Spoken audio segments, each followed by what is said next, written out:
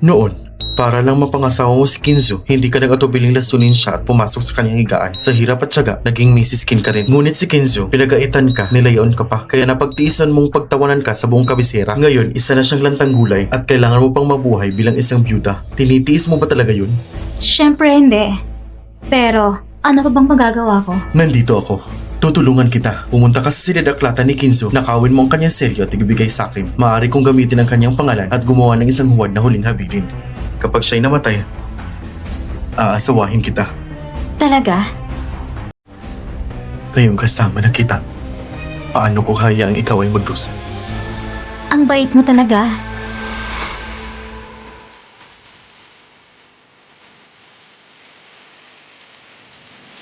Ay, Xiaoyan, dapat ka talagang mamatay.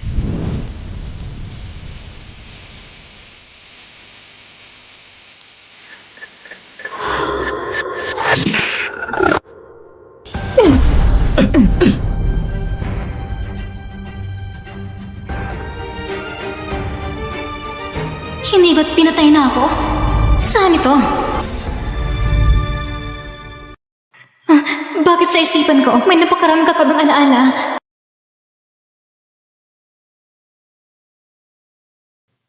Ako ba ay nabubuhay sa ibang katawan? Anong nangyayari? Dati, kaunting pag-akit ko lang ay sumusunod ka na. Ngayon, bakit mo ko't biglang tinulak? Xiaoyan, anong nangyayari sa'yo? May nararamdaman ka bang hindi maganda? Walang galang. Pinsan, masakit asa ako sa kama. At nilalanday mo ako? Ano mo talagang balak mong gawin? Tinatawag mo kong pinsan? Nakalimutan mo ba? Ikaw mismong tumawag sa akin na pumunta ngayon. Hindi ba't sabi mo, mas nakaka-eksento kung maglambingan tayo sa harap ni Kinzo? Napakatanga naman ng dating may-ari ng katawang ito. Ang pinsan ng asawa niya, halatang ginagamit lang siya at nagawa pa yung makipagtalik dito. Hindi ba't ikaw, pinsan, ang may masamang balak? Sinasadya mong lumapit sa akin. Kung hindi ko kayo pinagbigyan, paano kung malalaman ang tunay mong motibo? Anong ibig mong sabihin? Ang asawa ko'y walang malay. Kung makuha mo ang kanyang silyo, maaari kang gumawa ng anumang dokumento. Hinimok mo akong nakawin ng silyo. Hindi ba't gusto mo lang kamkamin ang buong Ken Corporation, ha? Talaga palang mali ang tingin ko sa'yo. Sige, hindi na rin ako magpapanggap. Ang video ng ating pagtataksil kanina, na-record ko lahat. Kung ayaw mong malaman ng pamilyang Kin ang tungkol dito, dapat sundin mo ang bawat sasabihin ko. Anong ginagawa mo? Ikaw!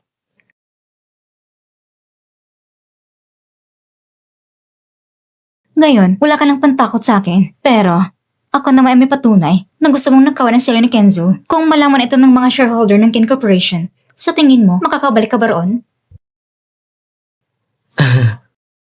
Hipag. Kanina lang, nagbibiro lang naman ako sa'yo. Kalimutan mo na lang. Humihingi ako ng tawad. Huwag mo nang sanang dibdibin. Aalis na ako.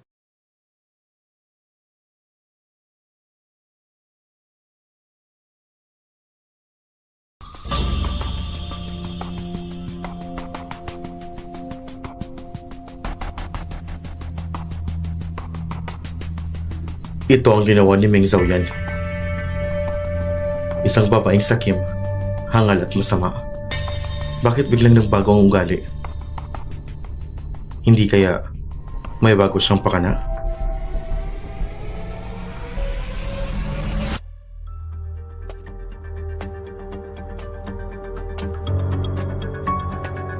Hipag, huwag mo na akong ihatid. Alam ko ang daan. Hanggang dito na lang.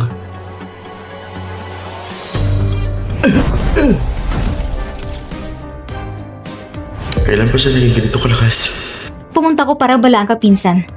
Kung may balak kang masama sa pamilya Ken, pag-isipan mong mabuti kung ilang palo lang kakayanin mo sa akin. Naiintindihan ko. Huwag kang mag-alala.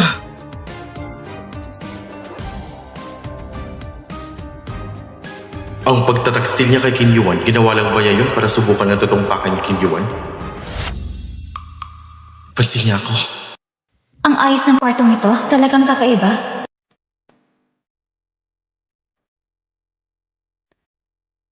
Ano na naman ito?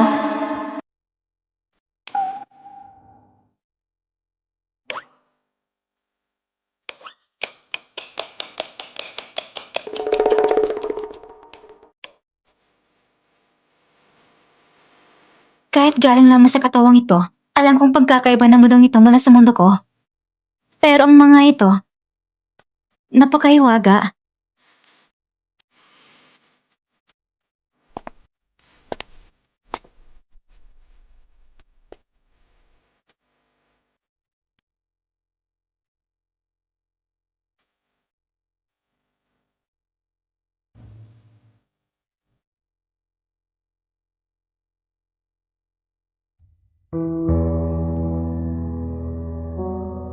Ano ito?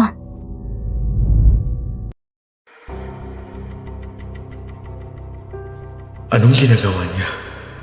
Ito si Kenzo at kanyang mga kapatid. Ayon sa pamatay ng mundong ito, si Kenzo ay maituturing na batang henyo. Magang namatay ang mga magulang niya sa edad ng 20. Sa maikling 3 hanggang 4 na taon, naitaas niya ang Ken Group hanggang sa buong mundo. Nagkakakalungkot, napakarami ng mga kamag-anak ng Ken, magkakabulang kanika ng interes. Kaya't madalas silang nag-aalitan at ang mga kapatid niya ay walang matinong aasahan. Ngayon, ang lahat ng gastos dito, ako, si Kenziang, ang sasagot! Salamat! Woo! Ito ang pangalang kapatid ni Kenzo, ang president ng Ken Group. Tunay naman ni President Ken ang kanyang mga kapatid. Sa buong Jiang City, walang mas malo pa sa dalawang ito.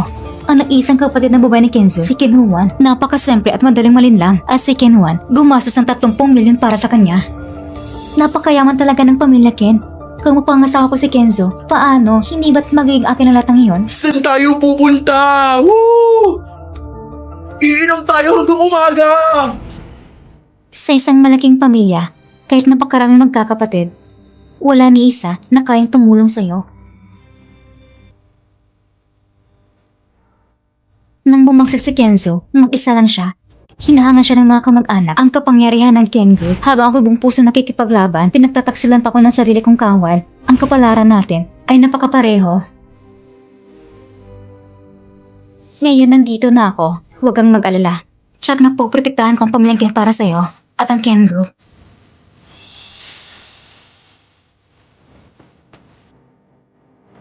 Sabi niya, napoprotektahan niya ang pamilyan Ken para sa akin. Siya pa rin ba si Ming Xiaoyan?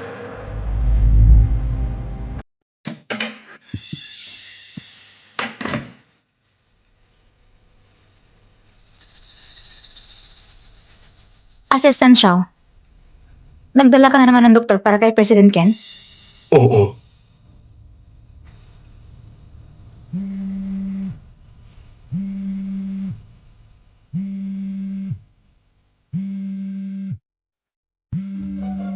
Ito, siguradong telepono sa mundong ito. Hello? Madam, nagkagulo ang pangalawang Game Master dito sa bar. Wala ni isa sa amin makapigil sa kanya. President Qin, si Meng Xiaoyan at Qin Yuan ay nagkonsabahan. Hindi ba sabi ninyo na mahuhuli natin siya ngayon ng aktwal at tuluyan na siyang mapapaalis? Pero kanina lang, nakita ko siyang nasa Qin family pa rin. Maamo at kalmado pang binati ako. Parang ibang tao na siya. Hindi na magnanakaw si Qin Yuan ng selyo at si Meng Xiaoyan. Nagbago ang plano. Hindi pa siya pumapasok sa laro, panatilihin muna natin siya. Kumusta ang kumpanya? Lahat ay normal. Mula nung araw na yun sa King Group, may naglagay ng lason sa inyo. Sinubukan kayong patayin. Ang taong naglason, hindi nagumalaw mula noon. Hindi ako namatay. Nahimatay lang ako. Kaya natural na hindi siya kikilos agad. Pero, kahit si Qin Yuan na maliit na karakter, nagsisimula ng kumalaw. Ang tunay na salarin, paano pa makakapagpigil? Buti na lang, matapos ninyong malaso ng gamot ni Meng Xiaoyan, pinalakas natin ang seguridad. Kung hindi, ang laso ng araw na yun, baka tuluyan ka nang namatay. Ngayon, oras na para dagdagan ng apoy. Para mapilit ang tunay na salirin, humingi ka sa ospital ng critical condition notice upang ipagbigay alam sa buong pamilyang Ken na mamamatay na ako. Masusunod. President Ken, ang kapatid mo ay may nakaalit ng tao sa bar. Mukhang sinasadya siyang galitin ng kalaban. President Ken, pupunta na ako para ibalik ang kapatid mo.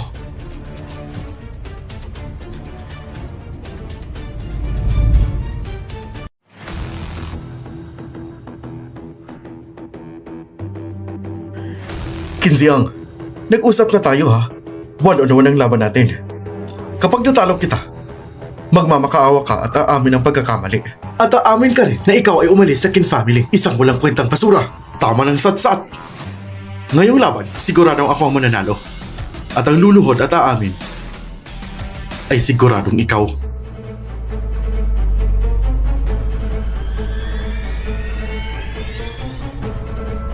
Halika! Yu! Yu!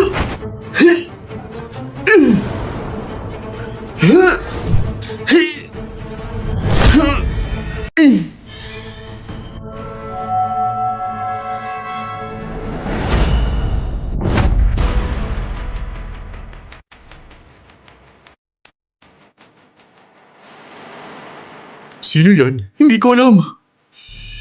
Ba't ka nandito? Sino nagsabi sa'yo makialam? Nagwala ka dito sa bar, hindi alam ng manager kung sino dapat tawagan. Kaya akong tinawagan. Ngayon, uuwi ka kasama ako. Kinziang, sino bang babaeng to? May lakas pang loob makialam sa'yo. Hindi naman siguro na dahil sa sinabi lang ng babaeng yan, aalis ka agad. Sa laban natin, talo ka na.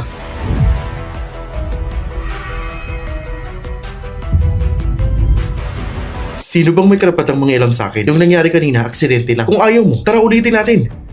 Huwag ka nang makialam. Umalis ka na.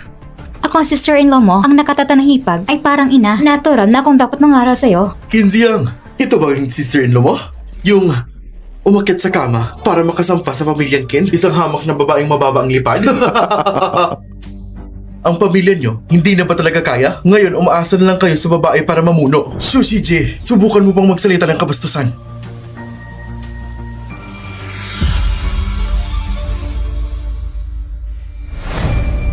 Yang Master Su tama.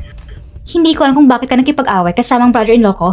Mrs. Ken, nakipag-agawan si Kinzian sa akin. Para sa huling VIP room ng bar. Tapos gusto niya pang makipagsuntukan. At nakipagpustahan pa. Sabi niya, ang mananalo makakakuha ng VIP room. At ang talunan, kailangan lumuhod at umamin ng pagkakamali. At aaminin isa siyang basurang walang silbi. Sige, dagdagan natin ang pustahan. Kung matalo ka, luluhod ka sa pamilyang Ken at sa akin. At humingi ka ng tawad. Ayos lang. Kahit ilang dagdag pa sa pustahan, walang problema. Total, si Kinziang isang inutil lang naman. Isang basura, hindi niya ako kayang talunin. Sinong nagsabing hindi kita kayang talunin? Ngayong araw, siguradong pagugulungin kita sa sahig. Dahil akong pumirma sa pustahan, natural akong lalaban sa'yo. Ikaw? Ikaw? Mrs. Ken, alam mo, ito ang pinaka nakakatawang biro na narinig ko. Hindi mo talaga iniisip na ikaw, nakaisang suntok ka lang sa akin. Sa tingin mo, napakatapang mo na. Ha? Bakit mo kinukumpara ang sarili mo sa kanya? Itigil mo ang kahihiyan sa pamilyang Ken? Kung ang laban mo sa kanya ay suntukan, natural na suntukan din ang laban ko sa kanya. At saka, paano mo nasabing ipapapahiya akong pamilyang Ken? Kailangan pa bang itanong yan? Tama na! Umalis ka na! Ito ay sa pagitan naming dalawa. Ako ang bahalang humarap dito. Mrs. Ken, mas mabuti pa makinig ka sa brother-in-law mo. Kung hindi, kapag nasugatan kita, baka sabihin na binugbog ko ang babae. Ako, hindi ko kayang tiisin ng ganun chismis. Huwag kang mag-alala. Normal na masugatan sa ganitong paligsahan. Kung may lumabas pang chismis pagkatapos, ang mga lumaban ay dapat lumabas at magpaliwanag. Yang Master Su, halika na. Halika na saan? Mukhang nababaliw ka na talaga. Si Mr. Su ay 3 taong sunod-sunod na Sanda champion ng lungsod. Kahit ako, hirap na harapin siya. Ikaw na babae, paano mo siya lalabanan?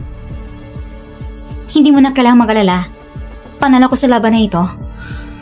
Yung Master Su, narinig mo ba? Sabi ni Mrs. Ken, tatalunin ka rin niya. Takot ka ba? Ako? Naku, takot ako. Ang dami ng taekwondo at judo masters na hindi siya kayang talunin. Si Mrs. Ken pa, nangnipis ng braso at bite. Baka baliin lang yan ni Master Su. Baka mamaya, makita pa natin si Mrs. Ken na umiiyak at nagmamakaawa. Walang iya ka. Gusto mo talagang mamatay? Sushi, pakialaman mo ang aso mo. Ikaw, ang laban natin. Tayo lang ang magtatapos nito. Anong klaseng lalaki ka kung idadamay mo pang babae? Meng Zhao yan. Ate, pwede ba? Nagkikiusap ako sa'yo. Ito ay sa pagitan ko at ni Sushi J. Huwag ka nang makialam. Si Sushi J ay sinasadya talagang manggulo. Masasaktan ka lang. Nag-alala siya sa akin. Mukhang itong pilang bata, pwede pa palang madisiplina. Sabi ko na, hindi mo kailangang mag-alala sa akin. Hindi naman ako nag-alala sa iyo. Kapag nabugbog ka, blanco ang mukha ng buong pamilyang Kin. Lalaban pa talaga o hindi? Si Mr. Kin at si Mrs. Kin, nagsisisi na ba o naduwag na kayo? O nag-aaksaya lang kayo ng oras?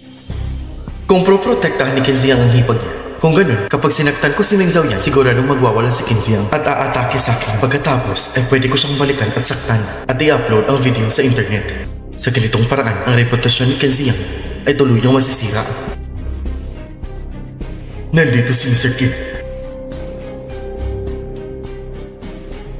Bakit nandito rin siya?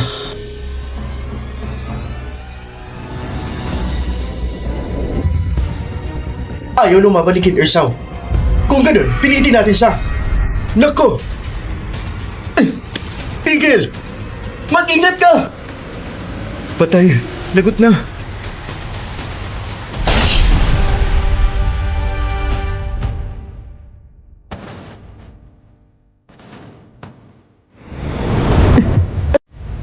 Anong nangyari?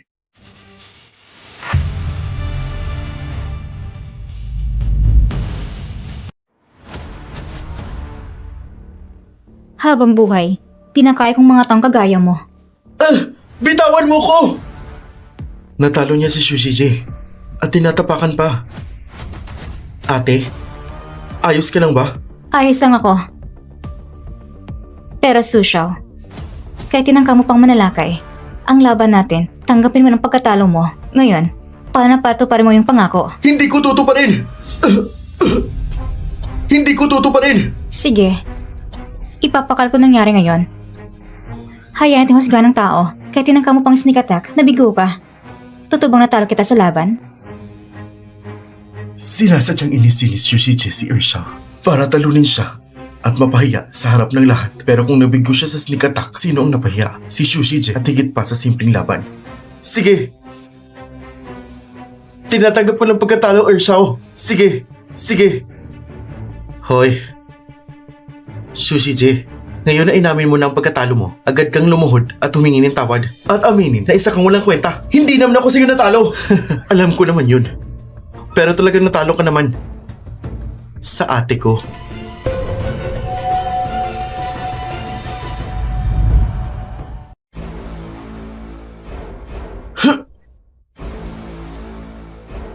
Mrs. Kin, nagkamali ako. Humihingi ako ng tawad sa'yo at sa pamilyang Kin. Aminado ako na isa akong walang kwenta. Sige. Ngayon si Sushao, aminado na siya na wala siyang kwenta. Hindi ko na kailangan pang makipagtalo sa kanya. Tumayo ka na. Meng Xiaoyan, Kinziang, hintayin niyo muna ako. Ang mga nangyari sa akin ngayon, ibabalik ko sa pamilyang Kin. Ibig mong sabihin, si Meng Xiaoyan ay natalo si Shushiji sa isang gala at sa isang salita pa, naresolba ang problema ni Xiang. Tama bang sinabi ko? Mr. Qin, ang ginang ay nagbago ng ganito. Talagang kahanga-hanga. Posible bang ang dati niyang anyo lahat ay palabas lang? Bago kami nagpakasal, inimbestigan ko siya. Dati, hindi siya nagkukunwari. Suriin mo ulit para sa akin kung may kambal ba siyang kapatid na babae at saka sino-sino nakasalamuhan niya kamakailan. Opo.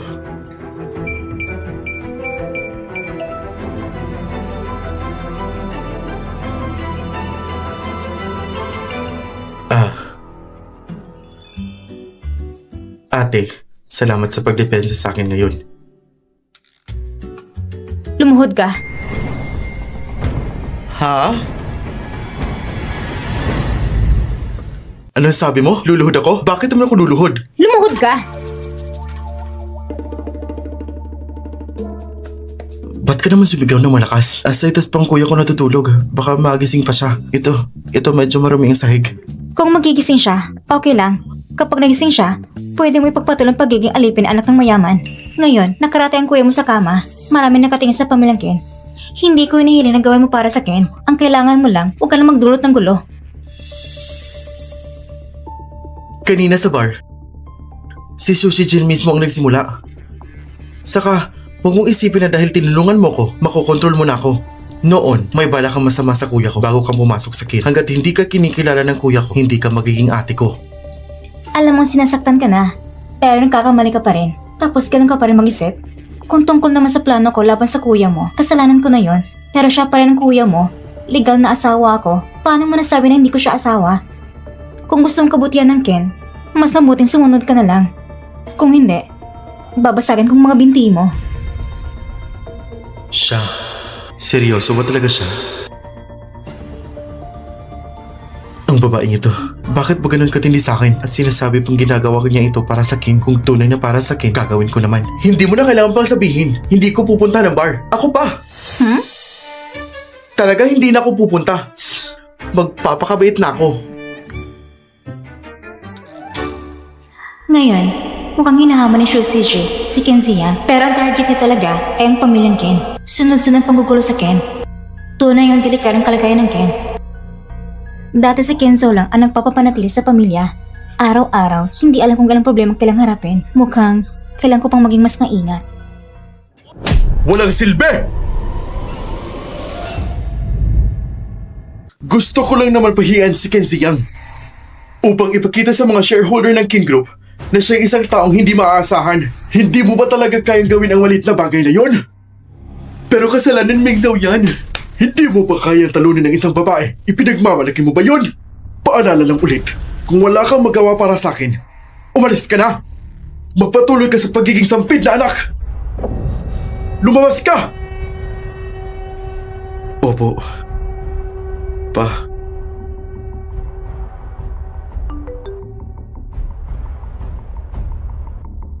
Mula nang pinaglagyan ng lason hanggang ngayon, sa wakas, malapit ka nang mamatay. Hello. Magpadala ng tao para alamin kung totoo ang kalagayan ni Kinzo. At nakawin ang kanyang selyo para sa akin.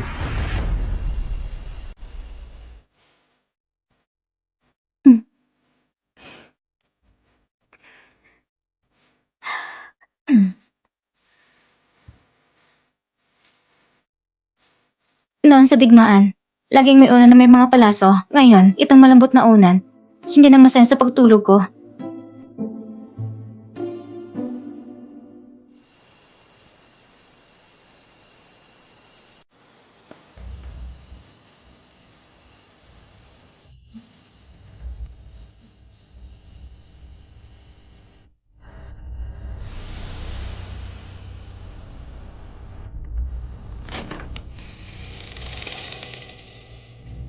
May pumasok.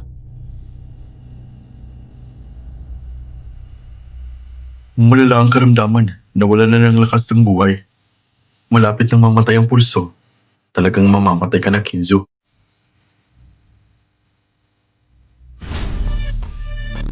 Kakalabas ko lang ng balita na mulo ba ang kalagayan ko. At ang taong nasa likod nito ay nagpadala agad ng tao.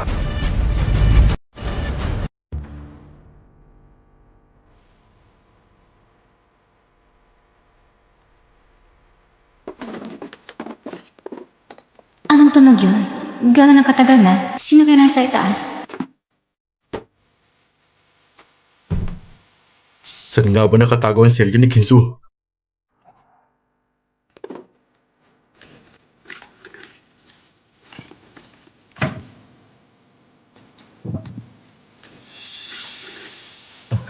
Ito na.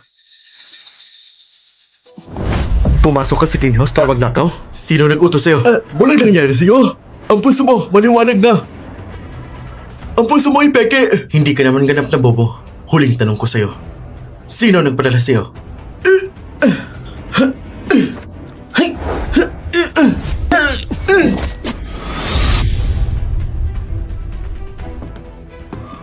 Meng Zhao yan. Hindi niya pwedeng malaman na gising pa ako.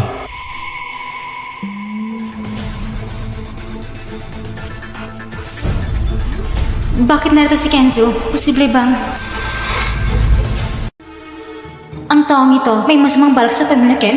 Sino ka? Bakit ka pumasok sa Ken House? Lumayas ka dyan! Gusto mong tumakas? Ang babaeng ito, bakit mas malakas pa kay Kinzo? Sabi ko, bakit ka pumasok sa Ken House para kunin ang asawa ko? Kinuwan, bakit gising ka pa sa oras ng gabi? Bakit ang ingay-ingay mo dyan? Kuya? Ang taong ito ay pumasok sa Ken sa gabi, gustong dukutin ang kuya mo, at ayaw magsabi ng dahilan kung anong intensyon niya. May bala ka sa kuya ko? Ayaw mo nang mabuhay ha? Tatawag ako ng pulis. Huwag kang tumawag ng pulis. Hindi ako nagnakaw ng tao. Ginawa ko lang. Pumunta lang ako para tignan ang pulso ni Ginoong Kin. Sa totoo lang, hindi naman talaga nawala ng malay si Ginoong Kin. Wala siyang karamdaman. Lahat-lahat ay palabas lang niya. Siya, gusto niya lilangin kayo gamit ang pagkakahimbing at angkinin ang Kin Group mag-isa. Pagdating ng oras, paalisin lahat ng may bahagi sa Kin at ipataboy sa Kin Group. Gusto niyang lokohin sina Qin Ziyang at Meng Xiaoyan. Kung maniniwala sila, magkakaproblema na.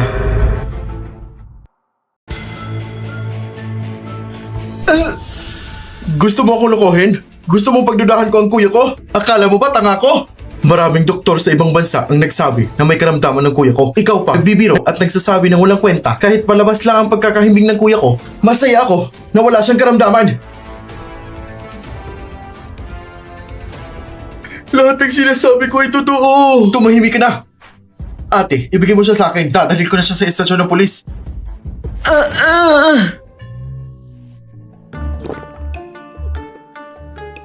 Mahilig ito tumakas. Ngayon, hindi na siya makakatakas. Sige, Tara na. medyo nakalimutan ko kanina. Nasa kwarto si Kenzo dati. Kung talagang gustong dukutin siya ng magnanakaw, hindi nagkalampang duman sa study room. Baka si Kenzo mismo ang pumunta sa study room. Talagang nagpapangap siya may sakit. Bakit wala pang nangyayari?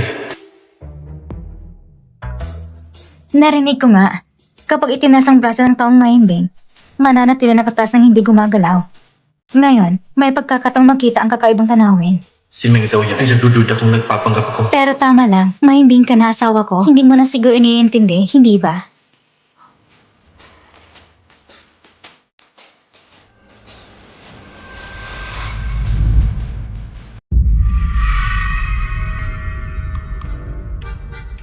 Kahit gusto mong subukan ako, sobrang pambata naman ang paraan mong ito.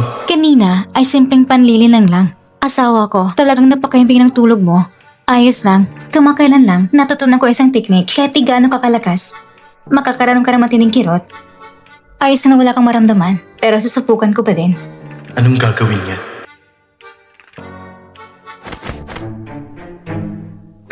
Bakit walang reaksyon? Susubukan ko ulit. Mukhang hindi pa ako bihasa sa teknik. Kailangan ko pang ulitin ng ilang beses. Uulitin na naman?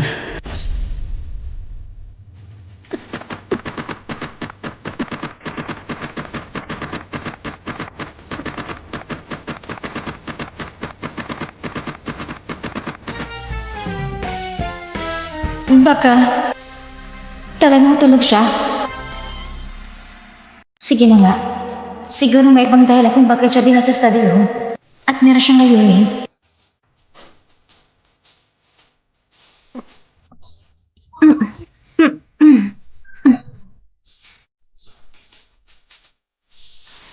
Meng Xiaoyan, ikaw ang kauna-unahang babaeng nagpasakit sa puso ko. Mahina pang lakas ng katawan na ito. Napakaliit pa. Kung sa akin ang katawang ito, kaya kong buhat ng dalawang Kenzo na walang kahirap-hirap.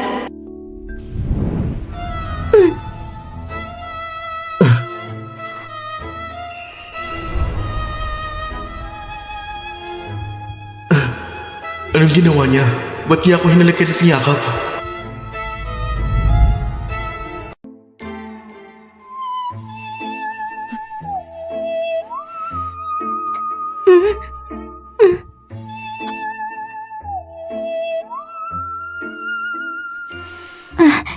Buti na tulog siya.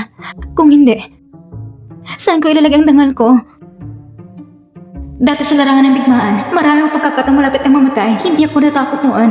Ngayon, simpleng halik lang sa lalaki. Kinakabahan na ako. Dito sa lugar na ito, hindi ako dapat magtatagal.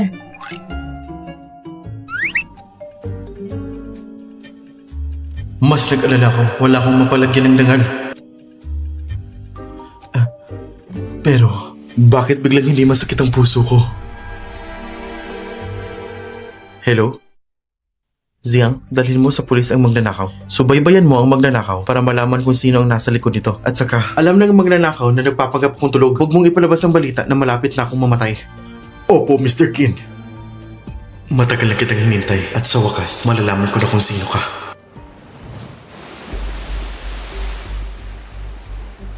Mr. Qin, Kagabi, ang magnanakaw na pumasok sa Kin House ay isa sa mga pangunahing shareholder ng kumpanya. Si Kin Sheng ang nagpadala at ang naglagay ng lason sa inyo. Lahat ay siya.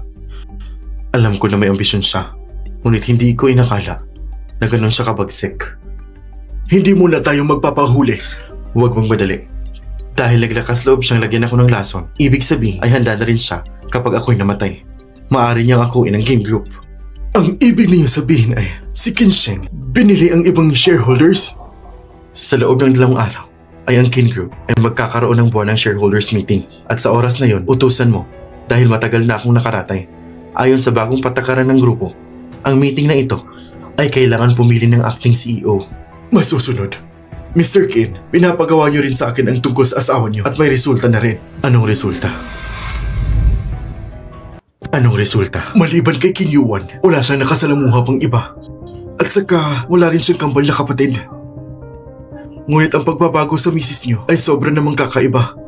Baka dapat muna natin siyang paalisin sa Kin House at kontrolin. Baka makaapekto sa malawakang plano.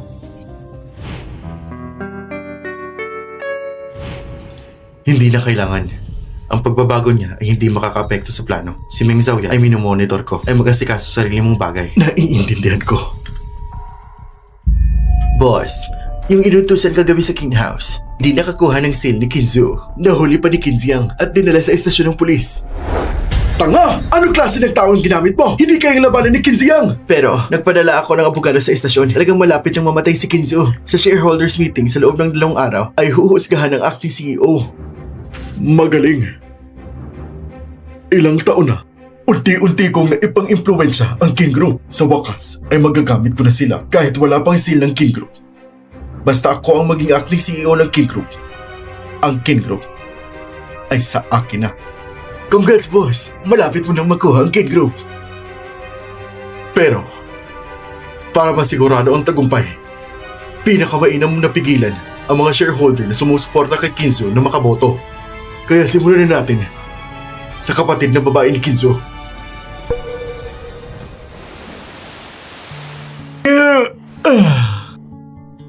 Nandito ka na. Sakto lang. Luto ng pagkain. Nagluto ka? Hindi ba't hindi ka marunong magluto? Di ba hindi ka marunong magluto? Napalampas ko lang ang dating may-ari ng katawan ay talagang hindi marunong magluto. Pero ako, kung hindi marunong magluto, matagal na kang gutom sa kagubatan. Ito niluto ko base sa recipe kanina. Tikman mo. Ang hita ng manok na ito ay espesyal kong niluto para sa'yo. Biglang gantimpala sa pagtulong mo kagabi na mula magnanakaw sa bahay. Ito rin ang unang gantimpala na natanggap ko simula nang umalis ang mga magulang ko. Laging tao mo na. Ano bang gantimpala ang pinagsasabi mo? Hinuli ko lang ang magnanakaw at dinala sa pulis. Ano ba yan? Kain na ako. Ang hita ng manok mo. Kaya lang ang lasa ay pangkaraniwan. Huwag mo kong hintayin. Lalabas na ako agad. Wanwan, nakabili ka na. Maghugas ka muna at kakain na tayo. Siya ang kapatid ni Kenzo, si Kinhuan. Bumalik lang ako para kunin isang bagay. Aalis na ako. Kababalik mo lang. Bakit ka na maaalis? Ano bang pakialam mo? Noong una, nakalapit si Meng Xiaoyan kay Kenzo dahil lumapit muna siya kay Kinhuan. Ginamit siya para takpan ang plano kay Kenzo. Kaya nung pumasok si Meng Xiaoyan sa Kin family, si Kinhuan ang pinakayo sa kanya. Wanwan, nakikita ko, masaya-masaya ka nung tumawag ka kanina pagpasok mo. Ano ba nangyari? Sabihin mo sa akin. Kuya, sasabihin ko sa'yo. Si Azzy ay nag-propose na sa akin. Babalik ako ngayon para kuya ang passport ko. Tapos, pupunta kami sa Amerika para magpariso ng kasal. Ano?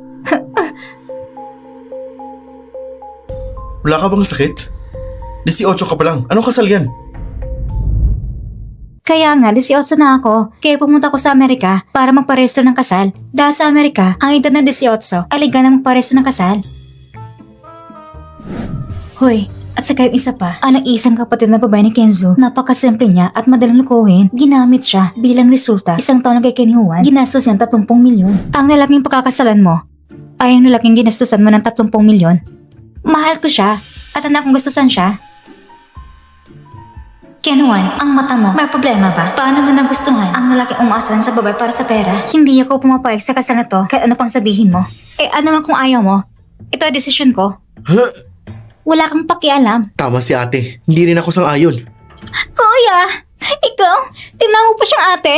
Nakalimutan mo ba kung paano niya ko ginamit para lang si kuya? Para sa kibubuti mo, hindi kita papayagan. Para sa kakabuti ko rin. Ikaw isang traidor! Talagang sa mundong ito, iisa lang mabuti sa akin, si Azzy. Napagpasyahan ko talagang papakasalan ko siya. Ang taong nagbigay ng pera sa'yo sa Kin family. Hindi mo ba iniisip na mabuti siya sa'yo? Ang nalaking ginastos sa'yo ng 30 milyon sa isang taon, iniisip mo ba na mabuti siya sa'yo? Pera. Pera lang iniisip mo. Si Azzy, hindi ganon. Hindi siya kasing karaniwan mo. Hindi siya pangkaraniwan. Isang taon yung ginastos ang 30 milyon mo. Ikaw?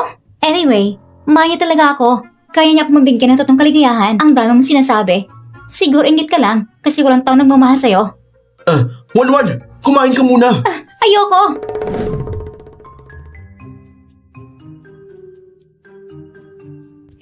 Nahanap ko na.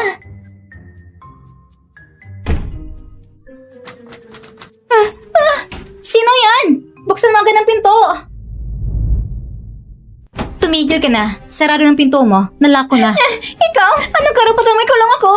Dahil ako ang sister-in-law mo. Buksan mo agad ang pinto. Sasabihin ko sa'yo, kung hindi mo pa rin bubuksan, tatawag ko ng pulis. Illegal yan. Wala silang magagaw kaya tawagin mo pa sila. Ako magdidisiplina ng nakababatang miyembro ng pamilya. Hindi sila pwedeng makialam. Ikaw? Para hindi sayang sa oras. Ziyang, kunin mo yung signal jammer at dalhin mo dito. Ilagay mo dito. Minsaw yan! Huwag mong gawin ito! Naghihintay pa si Azzy sa akin! Buksan mo ng pinto! Buksan mo! Ate, kung hindi mo ako papapasukin, kausapin mo siya. Kung gagawin mo itong ikulong si Wanwan, baka gumawa siya ng masamang bagay. Pakinggan mo ang tinig niya sa loob. At ikaw naman, Urshel. Huwag kang mag-alala, nandito ako. Palabasin niyo na ako! Hindi siya gagawa ng masamang bagay.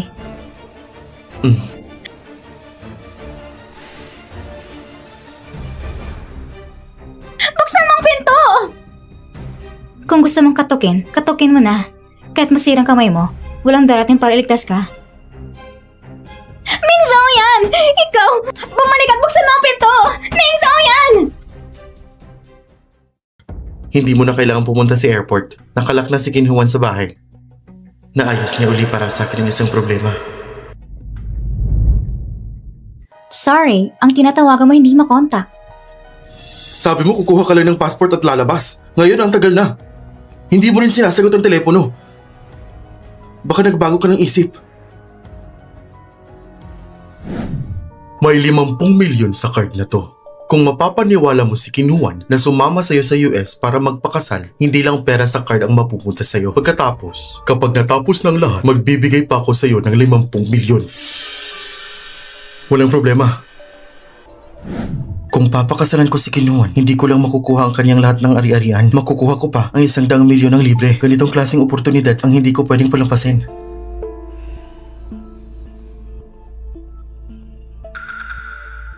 Pinagsabihan ko na, pero ayaw niya pa rin kumain. Gusto niyang magpakasal na lang. Kung ayaw niyang kumain, hayaan mo siyang magutom. Sino ba yan? Ba't ang aga?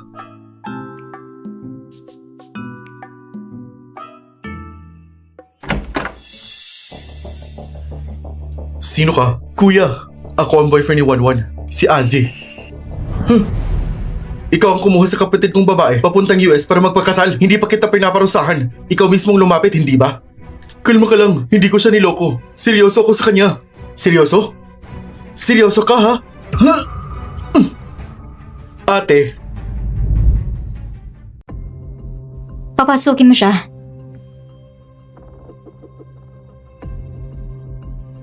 yung dating nang papasaya kay Kinhuan, ngayon na nakarating na sa mataas. Naging big sister-in-law ng Kin family. Pagpakasal ko kay Kinhuan, mas magiging makapangyarihan ako kaysa sa kanya. Ate,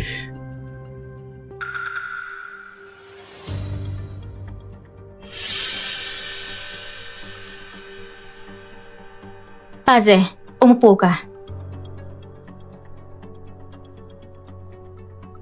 Sa katawan na ito, sa laala ng orihinal na may-ari, niloko ni Aze si Kinhuan ng pera. Nang hihingi sa kanya, mapang-agat at bulakbol, ay nakikipagtagpos sa mga babae sa internet. Ganitong tao, kapag papakasalan si Kinhuan, ano bang mabuting hangarin niya? Sabihin mo, bakit bigla ka nag-propose kay Kinhuan? nagpropose ako kay Kinhuan dahil mahal ko siya. Gusto kong makasama siya sa buong buhay ko. Mrs. Kin, sana po ay pahintulutan ninyo kami. Ang kuya ni Kinhuan ay nasa koma. Pero sa oras na ito, Inuudyok mo siya at labis pang bata at papunta sa Amerika na para magpakasal? Napaka-irresponsable kung ganyan. Sigurado ka ba na dahil sa pagmamahal mo? Bibigyan kita ng huling pagkakataon. Maging tapat ka. Bakit bigla ka nag-propose kay Ken Juan? Kahit ilang ulit mo pang itanong, iisa lang ang dahilan. Mahal ko siya. Meng Zhao yan. Hanggang tutol ka, ano bang magagawa mo sa akin? Ano ba? Sinasabi nilang sa telepono ng isang tao, nakatagong lahat ng kanyang lihim. Kung sinasabi mo na mahal mo siya, gusto mo siyang pakasalan, gusto kong makita kung anong lihim ang tinatago mo sa kanya, ibigay mo sa akin telepono mo kung wala kang lihim.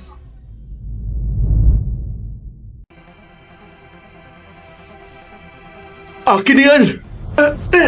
Aze, sigurado kong pamilya mo ay isang malaking pamilya.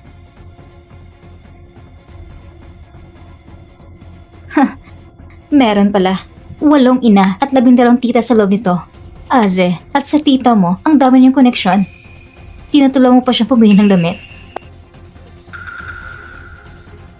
Ang talino mo. Ngayon, ibalik ko ng telepono mo.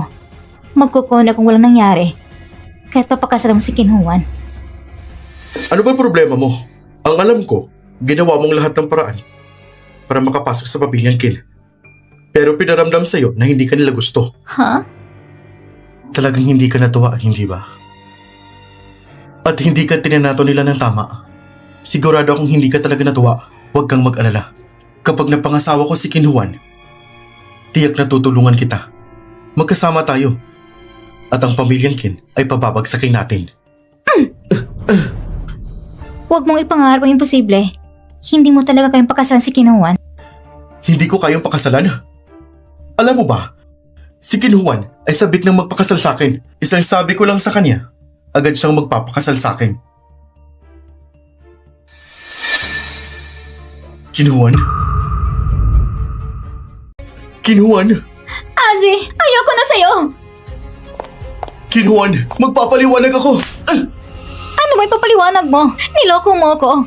Sabi mo, dapat magtiwala tayo sa isa't isa. Pero sa huli, niloko mo ko. Tuwing nakikita ko, ang mama mo at mga tita mo. Pero ang totoo pala, para mo lang pala yun, para nilangin ako. Yan mo talagang gusto mo? Na maging sunod-sunuran sa iba? Aze, ganito ko ba talaga mangloko? Ken Juan, pakinggan mo muna ako. Sinisiraan lang ako ni Meng Zhao yan. Wala akong kasalanan. Huwag mo akong lakauhin. Ano ba yun kanina? Sabi mo, hindi ako karapat-dapat pakasalan. Lumayas ka. Hindi na kita gusto makita. Lumayas ka! Ken Juan, bigyan mo pa ako ng isang pang pagkakataon. Sabi ng kapatid ko, lumayas ka. Hindi mo ba narinig? Kung ayaw mo talagang umalis, tatawag ako ng pulis. Ziyang, tumawag ka na ng pulis. Sasabihin ko may nagtatagang manloko ng pera sa kapatid mo. At gusto pang isama sa ibang bansa. Sige, aalis na ako. Aalis na ako. Lumayas ka! Tinitignan mo pa rin. Ang kapal talaga ng mukha mo.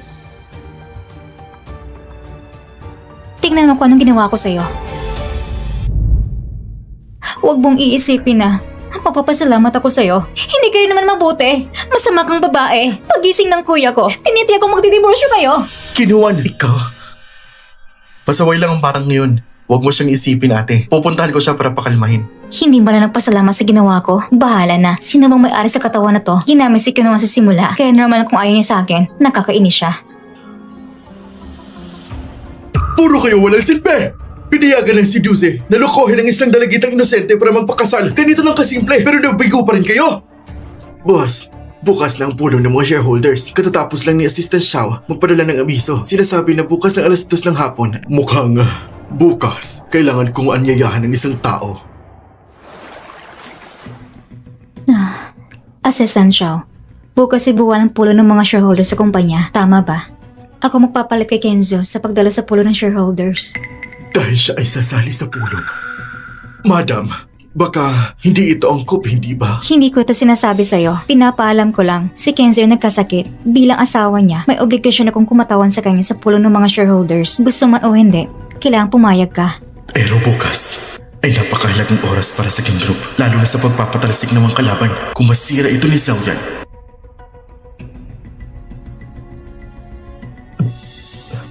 Ano? May problema ba?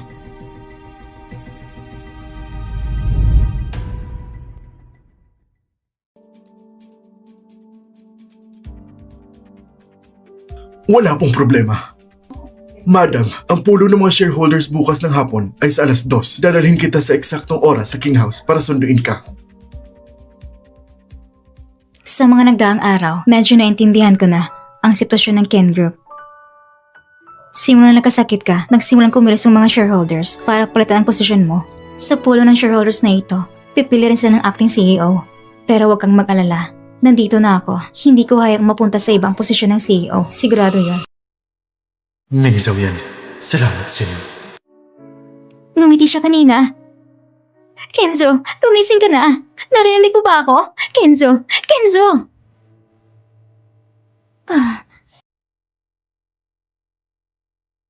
Baka maling nakita ko.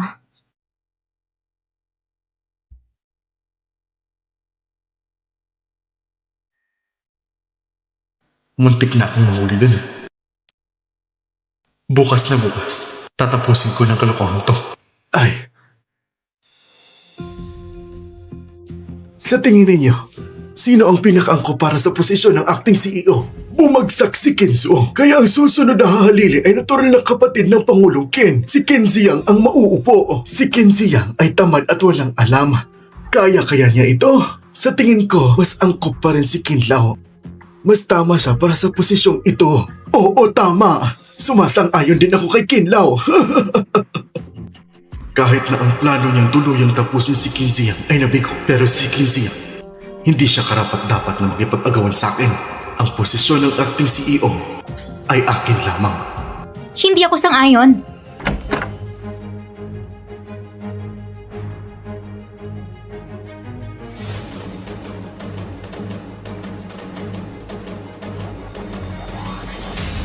Bakit siya nandito? Pasensya na sa lahat. Pinaghintay ko kayo. Pasensya na sa lahat. Pinaghintay ko kayo.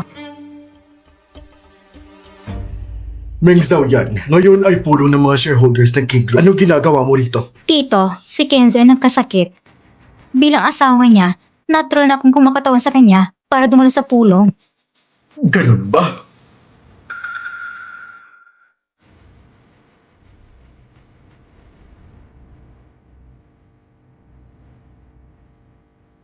Si Tito ng Kenzo kilala bilang isang mabait at magiliw na tao. Baka natatakot siya sa isang bagay. Dumalo lang ako para kay Kenzo. Hindi para maging CEO ng Skin Group. Bakit ka ganito namamadali na tanggihan ako? Ikaw? Ikaw? Kung wala ka nang sasabihin, Tito, at kung wala ka ng ibang opinion, pwede na bang magsimula? Bahala na. Dumating si Meng Xiaoyan at anong magagawa niya? Hindi niya mapipigilan ang aking plano. Assistant Xiao, magsimula na tayo agad. Ang layunin ng pulong na ito, siguradong alam na ng mga shareholder kung ano ito. Ngayon, si Mr. Ken ay nakaratay na ayon sa patakaran ng kumpanya. Ang presidente ay hindi makakapag-asikaso ng mga gawain ng kumpanya. Kailangan na nating pumili ng acting CEO. Ngayon, inaanyayahan ko ang bawat shareholder o magrekomenda para sa posisyon ng acting CEO. Inirekomenda ko si Ken Lao bilang acting president. Isang kalokohan! Meng Xiaoyan, paninirang puri ito! Nagbibiro lang ako. Bakit ka nagmamadali? Baka ang shareholder na ito ay nagrekomenda sa'yo dahil hinahangaan ka niya at naniniwala na karapat-dapat ka na pamana ng Kin Group. Oo, tama, ganun nga. Meng Xiaoyan, pinaglalaroan mo ba ako? Dati, ang akala ko lang ay bilhin ni Tito ang ibang shareholders. Ngunit nagalit siya. Baka tama siya. Tito, ngayon alam na ng lahat ang iyong ambisyon. Dahil sina Ken Lao at Ken Ziyang ay parehong nagnanais na tumakbo bilang acting president, ang pagboto natin ay opisyal nang magsisimula at ngayon inaanyayahan ang mga sumusuporta kay Ken Ziyang na magtaas ng kamay. 4 na boto. Nailantad ko na ang ambisyon ni Ken Lao. Sa 8 tao, 4 lamang sumusuporta kay Ken Ziyang. May Zhao yan. Anong silbi ng iyong mga maliit na pakulo? Ang lahat ng natitira ay nabili ko na. Assistant Xiao, ngayon oras na para bumoto sa akin, hindi ba? Ngayon ay inaanyayahan ko naman ang mga sumusuporta kay Kinlao sa pagtaas ng kamay.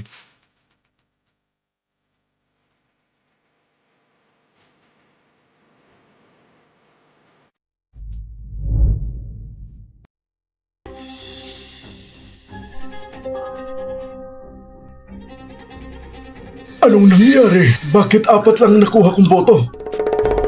Susuko ako. Ibig sabihin, si Kuya si Tito ay makakapareho ng boto. Mukhang mga bumoto ay tapat sa panig ni Kinlao. Tara, pumunta na tayo sa kumpanya. Masusunod. Mukhang wala pa rin mapipili. Hindi pa. Hindi pa tapos ang pagboto. May ibang shareholder pa na darating. At papunta na siya dito. Paano may tao pa? Sino ito? Hindi ko alam. Pasensya na.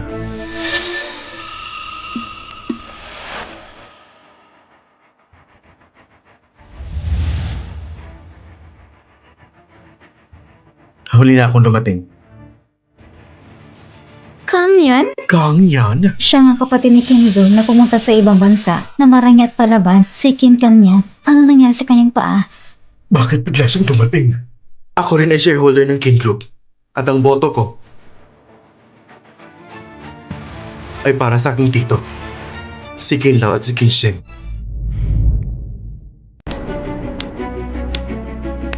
Matapos mabigo ang plano kay Kinho, gumamit ako ng peking recording at nalinlang ko si Kin Kanyan. Si Kin Ziyang ay nagtaksil kay Kinzo at nais agawin ang King Group. Hindi ko inakala na maniniwala siya. Meng Zhao yan. Gagawin ko ang lahat ng paghahanda. Anong laban mo sa akin? Kanyan. Bakit? Dahil niloko mo ang kuya mo. Hindi ka karapat dapat maging acting CEO ng King Group. Paano ko niloko ang kuya? Kung sinabi ni Ken Kanyan yon, siguro si Kenshin ay nagpakatang sabi-sabi, bobo ka. Lahat ng sinabi ng iba ay pinaniniwalaan mo. Ano? Anong sabi mo?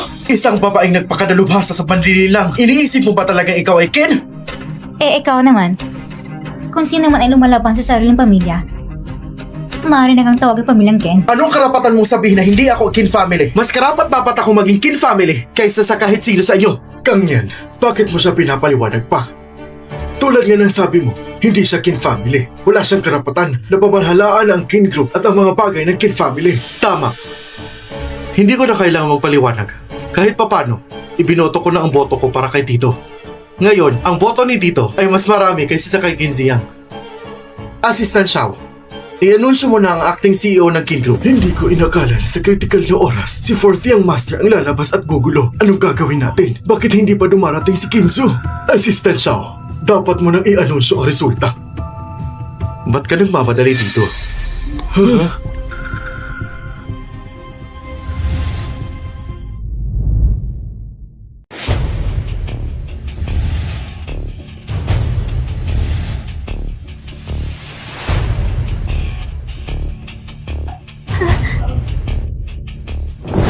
Kuya, gising ka na?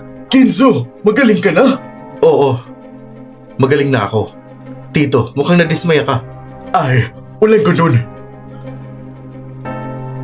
Kuya, si Kuya Ziyang ay nais agawin ng King Group. Tumahimik ka. Kinzo, lahat ng ginawa ko ay para sa kumpanya. Para maprotektahan ng kumpanya para sa'yo. Talaga ba? Kaya mo pala ako biniktima ng lason, binili ang mga shareholder at nagpadala ng mga tao para sirain ako. Para saan pa? Alam niyo na ang lahat? Magaling na pala si Kinzo. Oo nga. Nung ikaw ay nagkasakit, nalaman kong laso ng pinakain ni Kinlao. Kakasabi lang ni Kinzo kanina na binili na ang mga shareholder. Talagang totoo pala. Makakakita ng ganito kabilis kung ano nangyari sa lahat. Sasabihin kong si Kenzo sa umpisa ay hindi pala totoong nawala ng malay. Sa mga araw na yon, lahat ng ginawa ko, alam na niya lahat. Kung nasa mundo ako, si Kenzo ay maging isang mahusay na estratehiya. Kinzo, ang mga bagay na ito ay hindi ko ginawa. Hindi ito totoo. Kita ko ang buong proseso ng pagboto kanina. At dito, iniisip mo ba kung paano ko nalaman ng lahat ng to? Ang ginawa mo sa King Group sa mga nakarang taon, lahat ay akin na subaybayan at napaimbestigahan ko na lahat. Hindi ka pala totoong nalason. Kung hindi ako nagkunwaring nawalan ng malay, paano ka makakagawa ng totoong galaw tulad nito? Walang itinatago ang ambisyon mo. Dala mo ang mga shareholder na binili mo at sinusubukan na gawin ng King Group. Magaling! Kinzo, ang talino mo nga ay kakaiba. Kahit na naging maingat ako, napaniwala mo pa rin ako.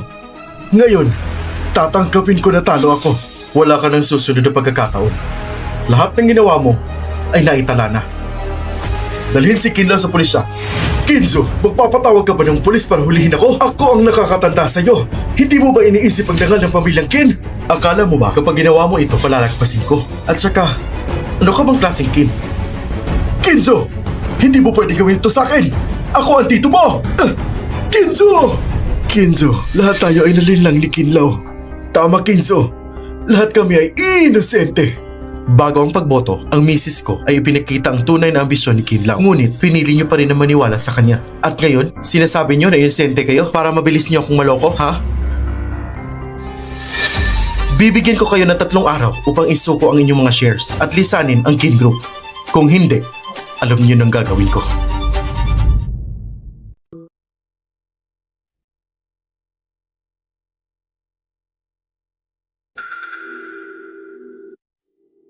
Kuya, pasensya na. Ako, hindi ko alam na masama si Tito. Nilinlang niya ako. Hindi mo kasalanan yun. Tama ka, Kang yan. Hindi mo rin sinasadya. Kahit na na-misinterpret mo ako, hindi nagalit sa'yo ang kuya mo. Tama. Kung magsisihin ka, si Tito lang dapat. Kinlaw. Masama talaga siya. Kuya, alam ko na ang mali ko. Hindi na ako tatakas sa klase. Alam mo man ang mali, kailangan mo pa rin lumuhod. Kapag nagkamali, paparusahan. Yan ang alituntunin ng Kin. Kuya, sabi mo nga, kapag nagkamali, dapat parusahan. Yan ang batas ng Kin. Pero bakit ngayon, wala nang bisa ang batas? Kinzo, may isang bagay pa na kailangan kong i-report ng pribado sa'yo. Sa study room tayo.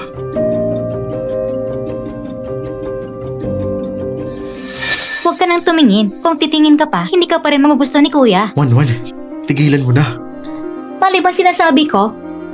Kaya nakatulong siya sa Ken ngayon. Pero, dati yung ginawa sa Ken. At kay Kuya, ay napaya kami ng todo. Galit na galit si Kuya sa kanya. Hindi mo ba nakita? Ngayong bumalik siya, di hindi nakipag-usap si Kuya sa kanya. Baka ngayon, nasa itaas siya, iniisip kung paano makipaghiwalay sa'yo. Huwag kang mag-alala para sa akin. Kahit maghiwalay kami ng Kuya mo, makakuha pa rin ako ng pera. Hindi ako malulugi. Hinitulad mo na naloko sa pera at naloko rin ng puso. Ikaw? Kumalma ka lang. Ako? Isipin mo, ang balak mong tumakas kasama si Aza. Kung makikipag-away ka kay ate, siguradong paparusahan ka ng pamilya. Ano ka ba naman? Kaya pala, ang alituntunin ng Kin, sa akin lang nawala ang bisa.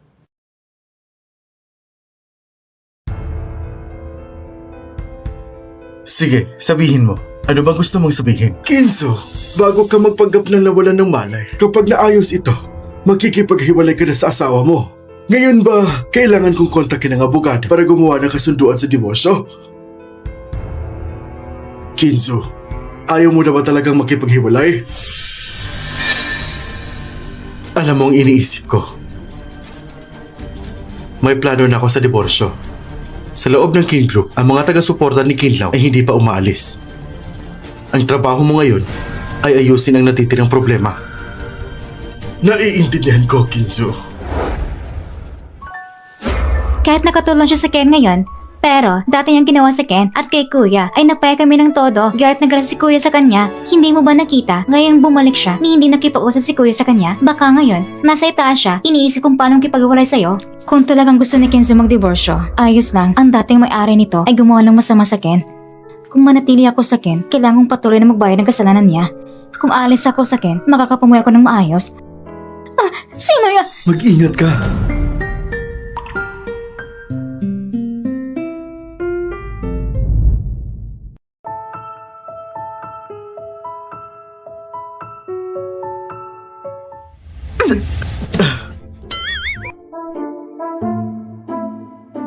Pasensya. Sobrang lapit mo kanina sa akin. Hindi ko rin inasahan nandyan ka. Ang laki ng reaksyon mo. At ang bilis at galing ng kilos mo. May kailangan ka sa akin? Sa kaguluhan sa Kin ngayon, marami kang nalutas na problema para sa akin. Anong gusto mong gantimpala? Hindi ko kailangan ng gantimpala. Pero kung ipipilit mo, pwede bang bigyan mo ko ng isang tirahan kapag magdiborsyo tayo? Gusto mo makipagdiborsyo sa akin? Ayaw mo makipagdiborsyo? Pero para makasama ako, nagbayad ka ng malaking halaga. Bakit ngayon, bigla mong gustong hiwalayan ako? Habang ikaw'y walang malay, nagawa kong maisip ng malinaw, ang pilit na buong ay matamis. Mas mabuti pang bitaw ang isa't isa kaysa magdusa. Ngunit habang ikaw ay walang malay, At patuloy mo pa rin akong tinatawag na asawa. At hinalikan mo pa ako. Halos nakalimutan ko na yun. sabi mo pa nga, pagod ka na bago makapasok sa Ken, ginawa mong paraan para mapasama sa Ken, hindi mo ito basta-basta kayang bitawan, naintindihan ko na ngayon. Pero mahal pa rin kita sa puso ko. At kung hindi mo gusto ang diborsyo, handa para kung maging di ng Ken. Mukhang ang tigas mo pa rin. Meng Zhao yan.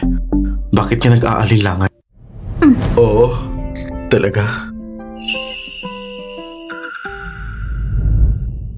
Pero ikaw naman, asawa ko, hindi mo ba dapat ipaliwanag sa akin ang nangyari nung walang malay ka? Sa pagitan ng mag-asawa, ang pinakamalagay tiwala. Bakit mo ko tinago? Kaya Mrs. Kin, paano mo ko paparusahan? Ang kaba na naramdaman ko nung halikan kita, nararamdaman ko muli. Meng Zhao yan, sa larangan ng digmaan, nahawakan mo na ang bangkay ng lalaki, pati na rin ang mga puto na bahagi ng katawan. Hindi ko pa alam kung paano ka parurusahan. Mamamarkahan muna natin ito. Pero asawa ko, bakit ka masyadong mabuti sa akin ngayon? Hindi mo ba gusto ng diborsyo? Mr. Kin, hindi ba ayaw mo nang makipagdiborsyo? Paano ko naman hindi gustuhin ang diborsyo, pero hindi pa ito ang tamang panahon. Pansamantala, hindi muna tayo magdidiborsyo. Marami pang dapat ayusin sa Kin. Kung magdi-divorce tayo ngayon, maapekto ng kumpanya. Sige, kapag naging maayos ng kumpanya, saka tayo magdidiborsyo.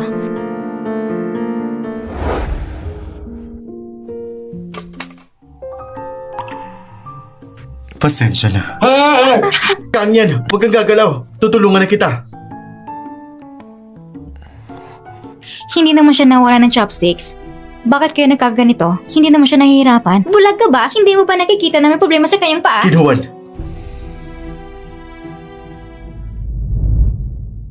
Kang yan, wala ko ibang ibig sabihin.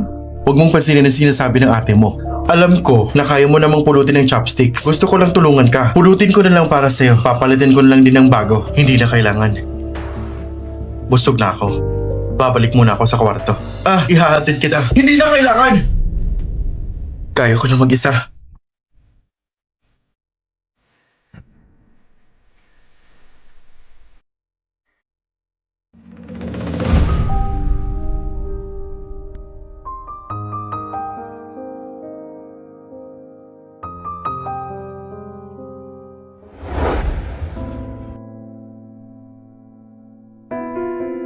Ate, Sabihin mo nga, paano nasugatan ng panikin kanyan? Paano ito nangyari?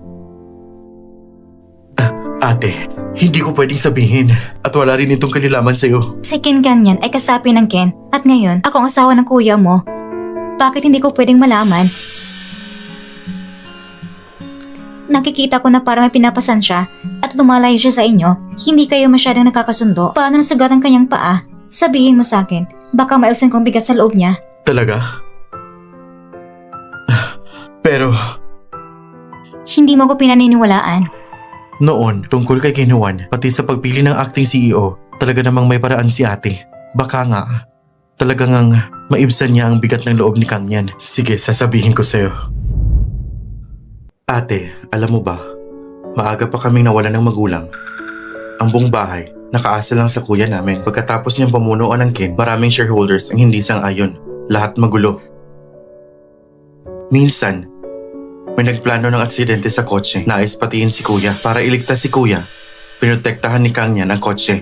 Kaya nasugatan ang kanyang mga binti. Hindi nakakapagtaka. Sa shareholders meeting, muntik nang sira ni Kangyan ang plano ni Kenzo. Ngunit walang pakialam si Kenzo. Sa kabuuan ate, basta matulungan mo si Kangyan, ano man ang sabihin mo, susundin kita. Talagang magiging tunay kang ate ko. Huwag kang mag-alala. Gagawin ko.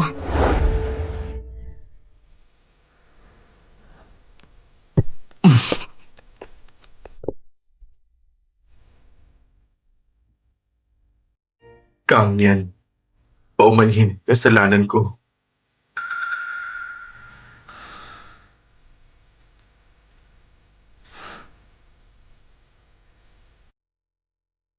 Sa dami ng laban, kahit na sila ng Vice General, nakatagpo rin ng mga sundalo na namatay. Matapos protektahan ako mula sa mga palaso, naiintindihan kita.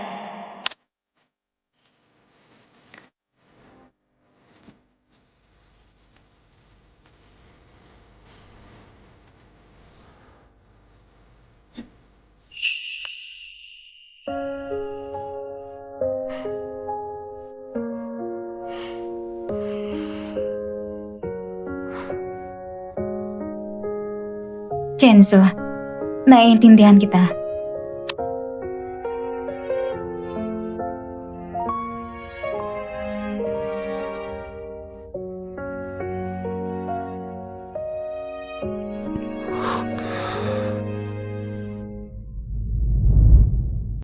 Walang reaksyon. Walang reaksyon. Walang reaksyon. Walang reaksyon. Bakit? Bakit walang reaksyon? Dahil sa mga binti kong ito, nawala ng silbi. Naging tao kong palaging kinakailangan ng tulong sa lahat ng bagay. Kapag nagkamali ako, hindi na ako pinaparusahan ni Kuya. Sakin, para akong dayuhan. Hindi na ako tinuturing ng bahagi ng kin. Kaya bakit? Bakit ko pa pinaprotektahan ng kin?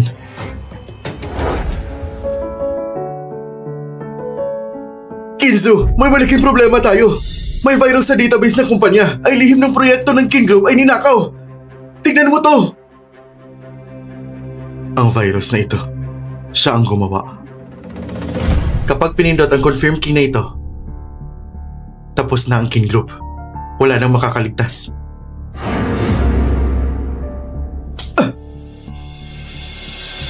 Ano bang ginagawa mo? Dapat, ako nagtatanong sa'yo. Akin na yan! Sa Holland Shareholders Meeting, nawala ng base ang plano mong sirain ng Ken Group. Kaya, naisip mo ng panibagong paraan.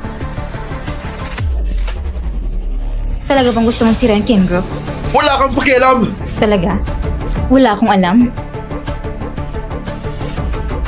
Alam mo ba, ang Ken Group ay pinaghirapan ng mga magulang mo at ng mga kuya mo. Kung sisirain mo ang Ken Group, parang sinisira mo lang yung kuya. Kung ganun, ano pa bang size ng pag-atake sa kumpanya? Patayin siya.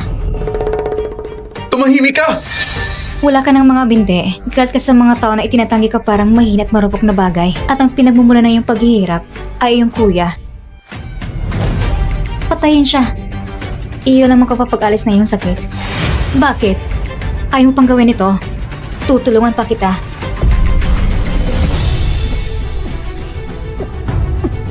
Nakikita kong talagang ayaw mo pa rin. Tama rin, naalala ko, sinabi mo, mas karapat dapat ka kaysa kanino man na maging bahagi ng Ken. Para sa iyong kuya, na nakaisakripisyong buhay mo. Sa katunayan, ikaw ang pinaka-importante sa Ken at pinakakalinga sa iyong kuya. At alam mo rin sa sarili mo, ang iyong kuya at sila nagmamamadali at nag-iingat dahil sa pagkakasala. Dahil natatakot silang masaktan ka. Pero ikaw talagang iniisip mo. Pero hindi mo sinasabi. At inasahan mo pang malalaman nilang iniisip mo.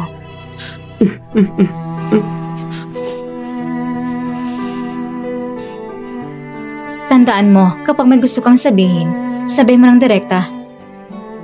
Kung anong gusto mo.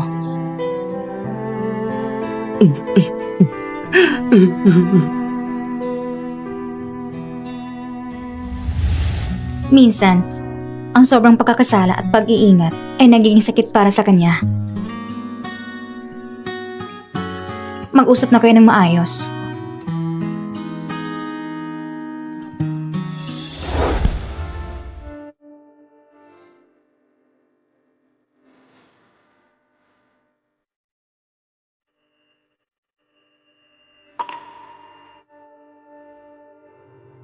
Kumusta ate? Naayos namang damdamin ni Kang yan? Dahil pinangako ko, hindi ko ito isa sa walang bahala. Ikaw na talaga ate! Ikaw na pinakamahusay! Pinakamahusay na ate sa buong mundo! Kung magsasalita ka lang. Huwag ka lang magulo.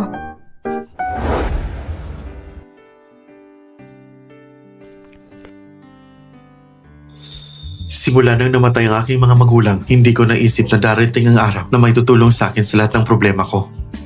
Meng Zhao yan, itong unang beses kong pinagpapasalamat ng pinakasalan kita.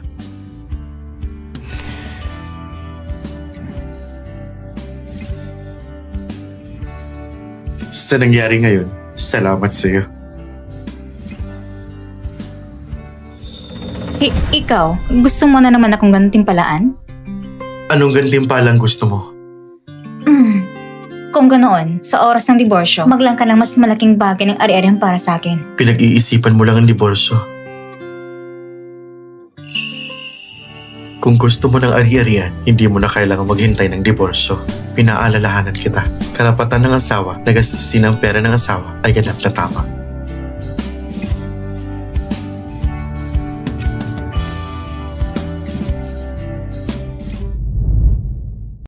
Bakit bigla kang lumapit ng ganito?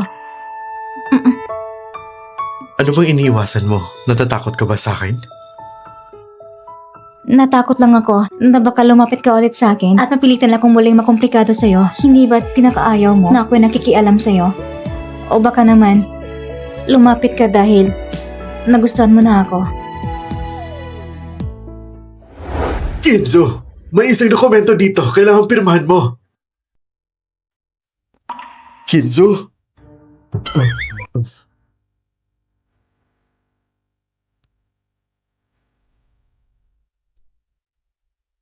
Assistant Xiao, may girlfriend ka ba? Meron naman. Kahit abala sa trabaho, may oras ka pa rin para magkaroon ng girlfriend? Kinzo, hindi mo ba planong i-assign ako overtime ulit? Sobrang dami na ng trabaho ko. Sobrang taas na rin ang workload ko. Hindi ko na nakakasama ang girlfriend ko. Hindi ko balak i-overtime ka. Gusto ko lang itanong, mahal mo ba ang girlfriend mo? Siyempre, mahal ko siya. Eh, ang pagmamahal, ano bang pakiramdam? Ang pagmamahal? Anong pakiramdam? Hindi ko rin mapaliwanag. Pero, kapag nakikita ko siya, natutuwa ako. Kapag hindi ko siya nakikita, naiisip ko siya. Kapag may nangyari sa kanya, labis akong nag-aalala. At saka, lagi kong gusto na kasama siya. Lagi kong gustong kasama siya. Meng Zhao yan. Kinzo, may isa pa akong bagay. Kapag sinasabi ko ang nararamdaman ko, ang taong iniisip mo sa isip mo, ibig sabihin, maaring gusto mo rin siya.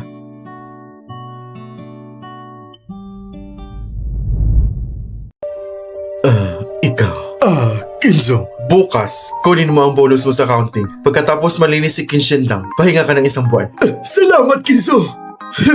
Yeah!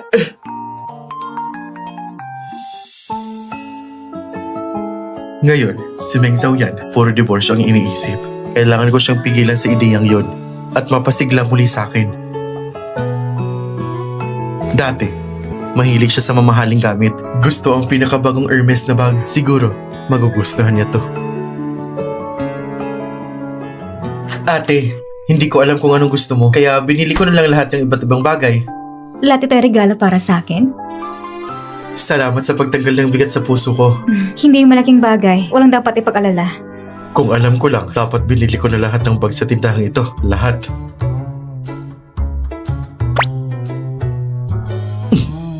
Kuya, pakulan mo ako.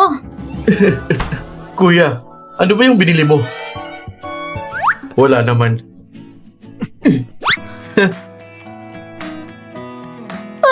Hindi ba't Hermes to? At bagong modelo pa. Ito ba para sa akin? Kuya, bumili ka ng bag para kay ate? Bibigyan ako ni Kenzo ng regalo? Ako... Kuya, ikaw rin bumili ng regalo para kay ate? Ikaw rin? Kangyan, ikaw rin bumili ng regalo para kay ate? Ito lahat? Ikaw ang bumili? Kuya, hindi ko sinasadyang mas marami akong binili kaysa sa'yo. Nagkakamali lang kayo. Ang bag na to, Regalo ito para sa kasamahan ko sa trabaho. Tama nga. Walang dahilan. Bakit bibili pa si Kenzo ng bag para sa akin? Nahalo yung puso ng kalawang kuya. Ngayon pati si Kang yan, nahalo din sa kanya. Ang babaeng ito, talagang marang manloko. Oy, sandali! Saan ka pupunta, Wanwan?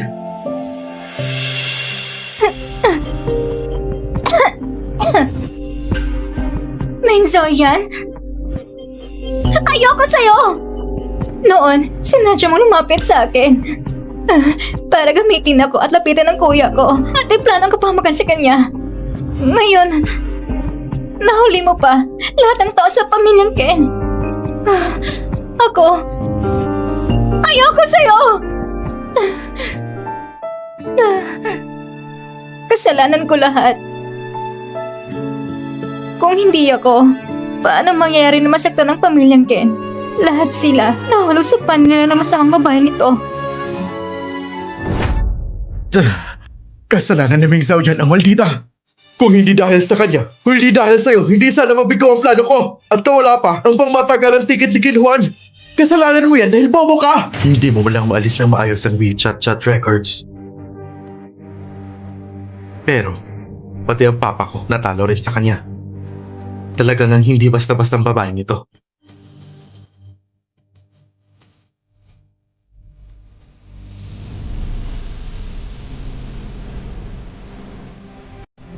Tignan mo, sino yun?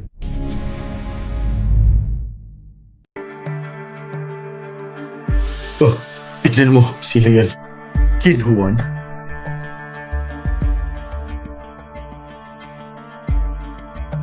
Oh,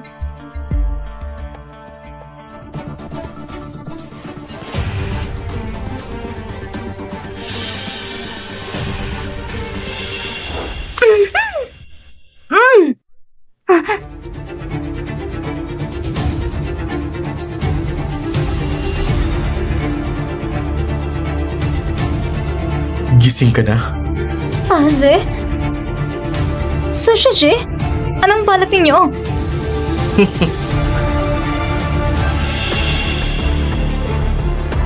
Hindi siya sumasagot. Hindi rin natin alam kung nasan siya. Talagang nakaka-stress.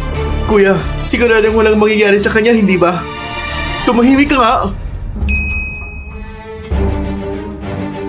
Mr. Kin, dinala nila Aze at Shushiji ang kapatid mo sa abandonan ng warehouse ng Kin family. Si Shushiji at Aze, ang dalawang tarantadong to, nandito pa rin para guluhin ang pamilya natin. Kuya, dali na, ililigtas na natin si ate. Ang abandonan ng warehouse ng Shu ay sakop ni Kinlaw. Kahit nasa bilungguan siya, ang lahat ng alarm at surveillance na iniwan niya sa warehouse ay aktibo pa rin. Kung dadalhin ko ang mga bodyguard ko, masyadong marami. Agad itong mapapansin ni Shushiji. Pero kung kakaunti lang, baka hindi sapat din. Laban sa champion na si Shushiji sa Santa. Ano ngayon ang gagawin natin? Panoorin lang ba natin na inaabuso si Wanwan? Walang paraan para iligtas siya? Ako nang pupunta. Anong balak ninyo? Kasama ang papa ko, pinagplanuhan namin ito ng maraming taon. Halos magkuha ko ng Kin Group. Kung hindi dahil niloko tayo ng kuya mo, syempre, babawiin ko ang lahat ng sa akin. Ang Kin Group, hindi sa'yo. Ito'y para sa pamilya Ken. Para sa kuya ko. Mga hayop kayo! Kayo sa pamilya niyo, ang alam niyo lang, ay kumain, uminom at magpakasaya. May nagawa ba kayo para sa Kin Group? Ha? Bakit dapat ikaw ang may Kin Group? Huwag mo na siyang pakialaman. Putulin mo na lang ang isang daliri niya. At ibigay kay Kinzo. Kung tinatanggap pa rin siya bilang kapatid ni Kinzo, may makukuha tayong benepisyo. Aze, ang lupit mo naman. Sa ex mo, ganun ka kalupit? Aze, bakit mo ginawa to sa akin? Minahal kita ng matagal. Bakit ka nakipagsabotan sa kanya para saktan ako? Sino bang nagpaiwan sa'yo sa akin? Kung ikakasal ka sa akin at naging bahagi ako ng Kin family, gagawin ko ba sa'yo to? Kung alam ko lang ng ganito ka, hindi sana ako nakipagrelasyon sa'yo noon. Sayang, huli ng pagsisisi. Hawakan mo siya. Ako nang kikilos. May dumating. May dumating. Bantayan mo siya. Titignan ko lang kung sino. Sige.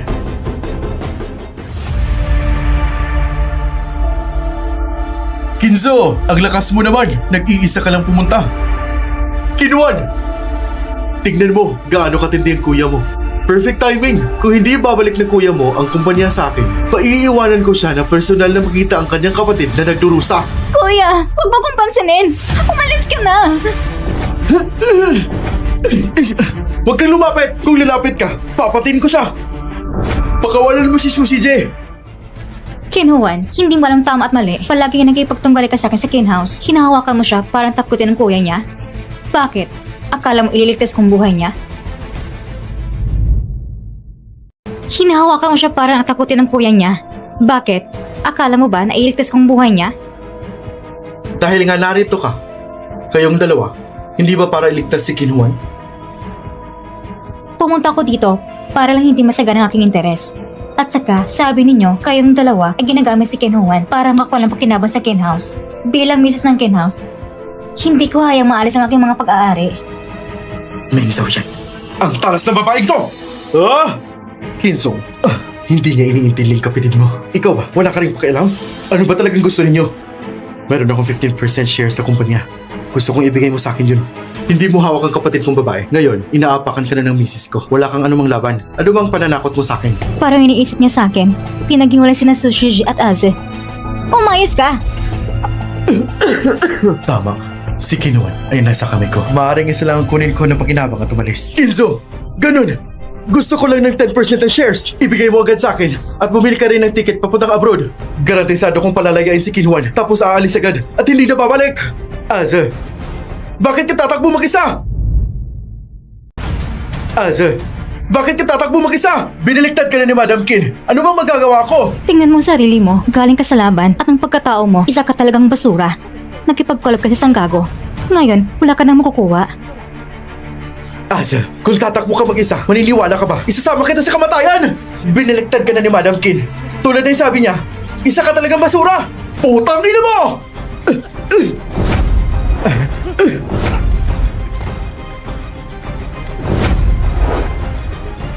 Kinuan, ayos ka lang ba? Ayos na po, kuya. Ibigay mo ang lubid. Itatali ko sila. Tapos tumawag ka ng pulis. Mag-ingat ka. Mag-ingat ka!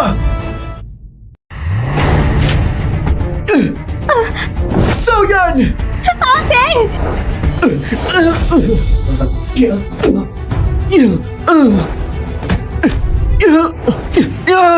Zoyan! Ate!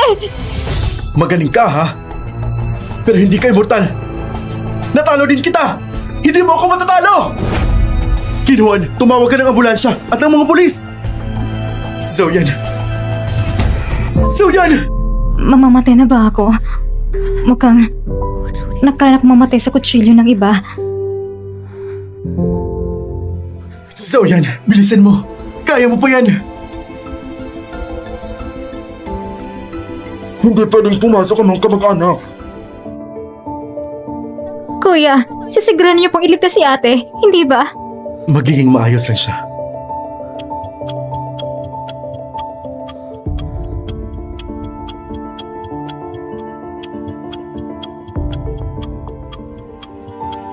Kuya. Walang problema. Siguradong magiging maayos siya. Oo.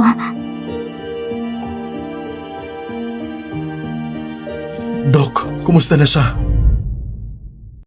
Ligtas na ang pasyente sa panganib sa buhay, pero hindi pa siya gising. Sandali na lang, pwede na kayong pumasok para makita siya. Salamat, Doc. Kuya, ayos na. Ayos na. Kasalanan ko. Kung hindi dahil sa akin, hindi sana naging ito si ate. Kinuan, umuwi ka na muna para magpahinga. Ako ang magpapantay muna sa ate mo. Pero gusto ko rin. Makinig ka. Kuya, kung magising si ate, kailangan mo sabihin sa akin.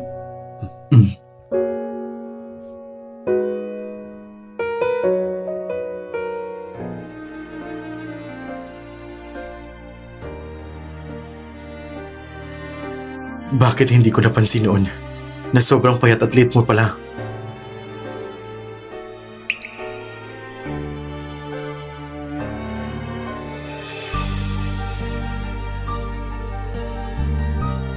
Zhaoyan, hindi ko rin pala magagawang lahat. Kasalanan ko, hindi ko maprotekta ng sarili kong kapatid. Kailangan mo pang kumilos palagi. Pagising mo, may sasabihin akong mahalaga sa'yo. Gusto kita. Huwag na tayong maghiwalay. Zaoyan, gumising ka na. Gising ka na. Gising ka na. Kumusta? Masakit ba sugat mo? Kung masakit, huwag mong tisin. Ang lakas mong humawak. Ang sakit. Pasensya na. Kenzo, masaya kong nakita ka. Zaoyan, may sasabihin ako sa'yo. Huwag na nating... Ate! Kuya! Ate! Ha? Ate! Gising ka na! Ate! Gising ka na! Ate! Kumusta ka na? Ayos ka lang ba? Masakit pa bang sugat mo? Wala na. Ayos lang! Mabuti naman! Sobrang sakit sa amin na makita ka nasaktan! Oo ate, mas mabuti pang ako nasaktan kaysa sa'yo. Huwag kayong mag-alala. Talagang ayos lang ako. Kailangan mong gumiling agad. Ang hirap palang magpahayag ng nararamdaman. Kenzo, ayon sa utos ninyo, nakipag-usap na ako sa abogado. Isusuko namin sila Shushije at Aza sa kasong sadyang pagpatay. Mabuti, dapat nilang pagbayaran ang pinakamapinsanang kaparusahan. May isa pang bagay. Sa susunod na linggo, may auction ng antigong kagamitan sa lungsod ng Beijing. Naaalala ko, sa pagkakataong ito, ang bida sa auction ay ang bagong inilabas na Shangxi Jade Pendant, hindi ba? Tama! Shangxi Jade Pendant, simbolo ng walang hanggang pag-ibig. Ang kahulugan ng pendant na ito ay perpekto para sa panliligaw. At sa auction na ito, ang taong palaging humahadlang sa akin ay malamang ay hindi lalabas.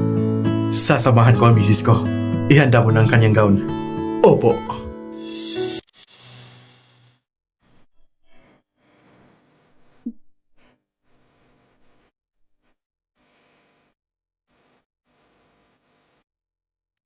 Oo. Yung mga shareholders na dati nakatayo kay King Love, na ibalik na lahat ng shares, hindi ba?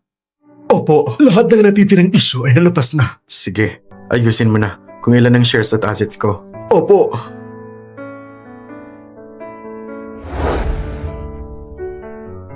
Hindi pa tayo maghihiwalay sa ngayon.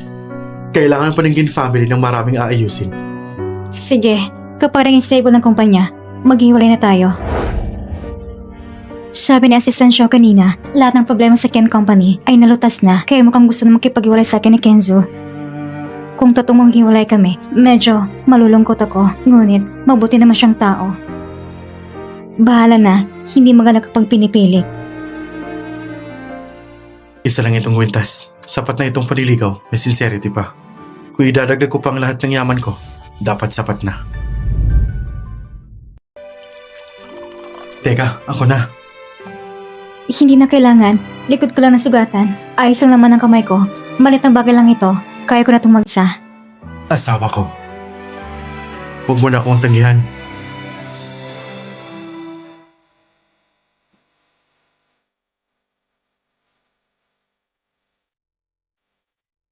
Halika.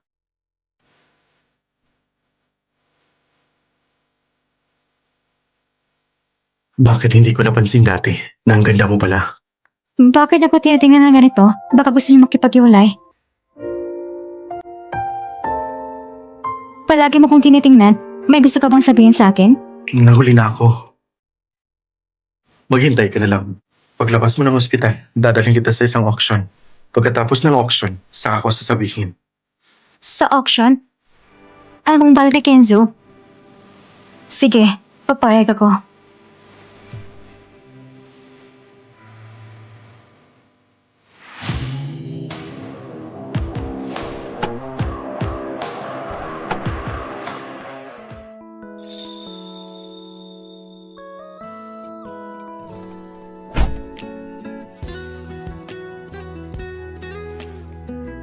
Ang ganda mo ngayon.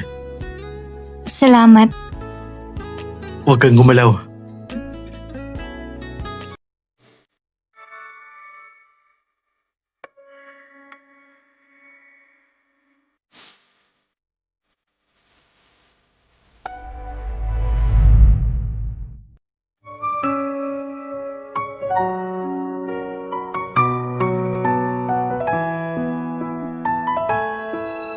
Ang buhok mo. Dumikit sa labi mo. Yung ganitong pakiramdam ng kaba, nandito na naman. Mas mabuti siguro kung makipagwalay na ako. Malayo kay Kenzo para mawala ang kaba. Tara na.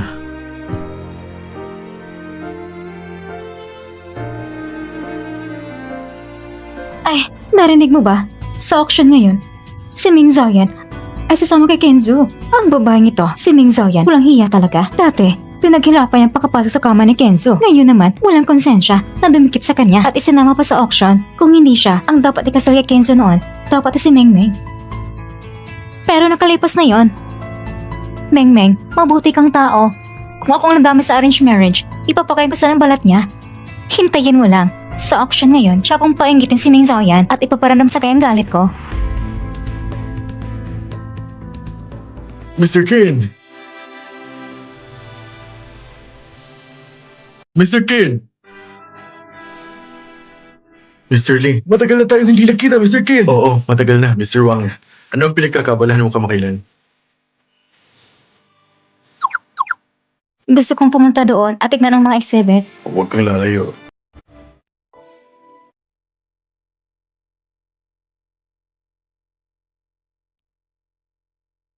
Bakit parang pare-parang mga exhibit na ito? Nasaan mga gamit ng pamilya ng general? Ang siyang si Jet Pendant. Ito ay binigay ng aking ama sa aking ina. Tanda na ka ng pagmamahalan. Hindi ako maring nagkamali. Ang mga bagay na ito ay mula sa pamilya ng general. Bakit ito napunta rito?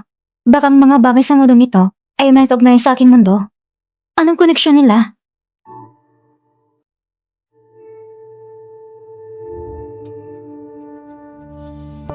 Miss Ken. Miss Ken, nakikita ko kung gaano ka seryoso sa pagtingin sa mga exhibit na ito. Siguradong marami kang alam tungkol sa mga antigong Jedi, di ba? Ikaw ang misis ng pamilyang Ken. May karasan at alam ng marami.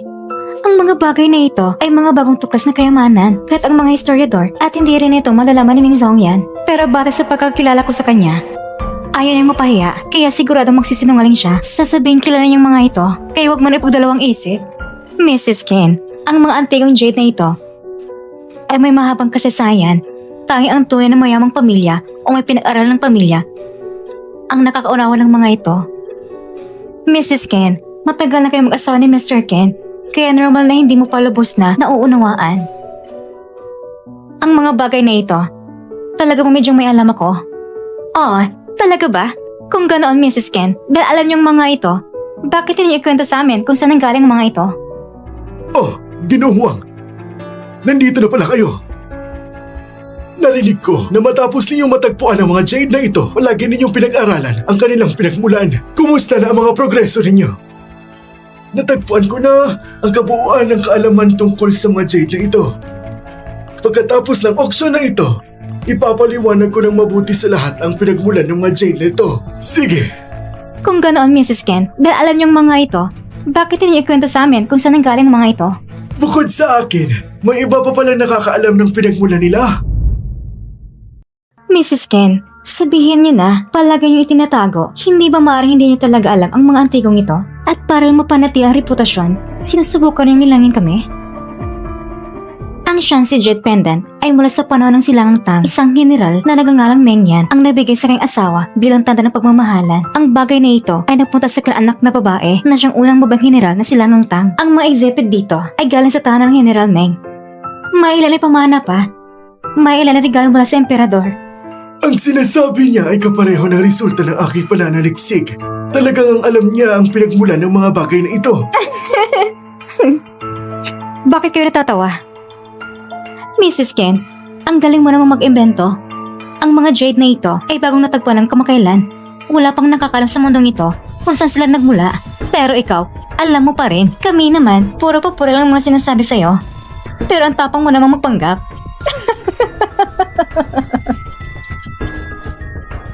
Pasensya na Mrs. Ken, nagbibiro lang kami sa'yo. Hindi ko akalain, ikaw pala ay mag-iimbento ng ganitong kwento. Para lang mapanit lang yung reputasyon. Sinong may sabing nag-iimbento siya? Mr. Wang, Hindi siya nagsisinungaling. Ang lahat ay sinabi niya ay totoo.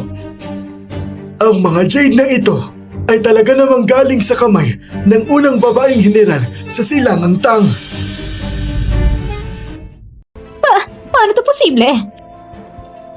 Sa wakas, talaga namang alam ni Mrs. Kim kung saan napuntang mga Jade. Kung ganoon, paano pala nagawa na katatawanan at pagdududa sa kanya? Siguro, gusto na nila mapahiya si Mrs. Kim. Pero nangyari, sila pang napahiya. Mrs. Kim, paintulutan yung humingi ako ng tawad sa inyo para sa aking mga kaibigan. Hindi na sinasadya na saktan kayo. Ikakwenta ko ba na si Ming Zhen pumigil sa akin na mapangasaw si Kenzo? Pero si Kenzo ay hindi naman pumapayag nun sa kasunduan. Hindi na bale. Hindi ko papayagan na tingnan ako ng beto sa mata ng iba. Pero, noon, ako at si Mr. Ken ay malapit na magpakasal. At si Mrs. Ken, bigla na lang siyang umakyat sa kama ni Mr. Ken. Hindi makapaniwalang kaibigan ko. Sila ay pinagtatanggol lang ako. Anong kasunod sa pagpapakasal? Wala akong anumang alaala tungkol doon. Ang pagpapakasal ni Mrs. Ken kay Mr. Ken ay isang maling akala. Dito, narinig ko na hindi ko akalain si Mr. Ken at Miss Sue ay malapit na magkasunduan. Ang ginagawa ni Mrs. Ken ay para bang pinaalis ang tunay na may karapatan. Kaya't ang kaibigan ni Miss Sue ay tutol kay Mrs. Ken. Kung kaibigan ko lang naloko, hindi ko rin siya palalagpasin. Mrs. Ken, talaga namang hindi na kita sinisisi noon. Gusto ko pa rin kayong pagpalain ni Mr. Ken. Pero gusto ko rin patawarin yung kaibigan ko sa pagtatanggol sa akin. Hanggat hindi ipinapakita ni Kenzo na ikaw ang kabit, magpapatuloy na itong pangungutya. Ngunit si Kenzo ay galit sa'yo. Paano niya maiwas ang sitwasyon? Hindi mo pwedeng pakialaman ng misis ko.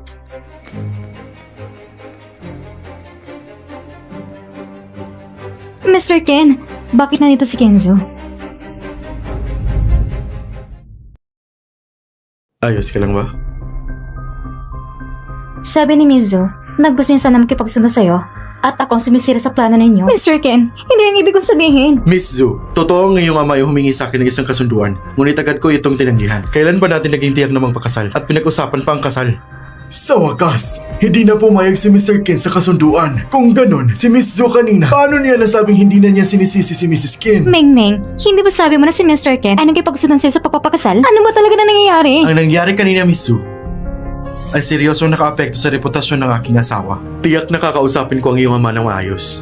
Huwag mo na kausapin ng aking ama. Pasensya na, Mr. Ken. Ang tungkol sa pagpapakasal ay dahil sa aking kayabangan. Nagsinungaling ako. Patawad po. Ang dapat mong hingan ng tawad ay ang aking asawa. Pasensya na, Mrs. Ken. Miss Zhu, tandaan ang aral ngayong araw. Kung muli kong marinig na may nangungutya sa aking asawa, hindi ko ito palalagpasin. Magpapawalang bisa na kami. Bakit pinoprotektahan pala ako ni Kenzo? Sandali! Master Wang, may problema ho ba? Mrs. Ken, curious lang ako. Paano mo nalaman ang mga pinagmulan ng mga J na ito? Paano ko ba ipapaliwanag? Sasabihin ko ba na ako as in General Meng? Ako... Ganito. Basta sasabihin mo lang sa akin kung paano mo nalaman ang pinagmulan ng mga Jade na ito. Ipapasa ko ang Shang-Chi Jade Pendant sa iyo, Mrs. Ken. Talaga? Mr. Wang, hindi ba delikado yun? Anong delikado? Isa lang itong piraso ng Jade. Ipinapasa ko na sa iyo. Pero kung binigay mo ang pendant, ano naman ang may bibigay ko? Salamat, Mr. Wang. Sa totoo lang, malalaman ko talagang pinagmulan ng pendant na ito. Ito ay dahil... Ako inaapo ni General Meng. Alam mo naman, ang apelyido ko rin ay Meng. Hindi ko man nakita ang mga Jade na ito mula sa mga nakakatala sa aming pamilya, kaya ko lamang nalaman ang pinagmulan nila. Ikaw ay inaapo ni General Meng? Kahanga-hanga. Kahanga-hanga talaga. Sayang lang, si General Meng sa murang edad pa lamang, namatay na sa digmaan. Namatay sa digmaan? Ito ang tala tungkol sa akin. Sige na nga, mas pipiliin kong ako mismo ay mamamatay sa digmaan kaysa mamamatay sa kamay ng aking pinakakatiluang vice general. Sinuri ko na siya dati. Hindi talaga siya inaapo ni General Ming. At higit pa rito, talaga namang pagkatapos ko mawalan ng malay, nagbago siya. Siya. Talaga bang siya pa rin ang dating Meng Xiaoyan? Kahit na siya nga ba ang dating Meng Xiaoyan, ang pinakamalaga ay ang kasalukuyang siya ay aking minamahal.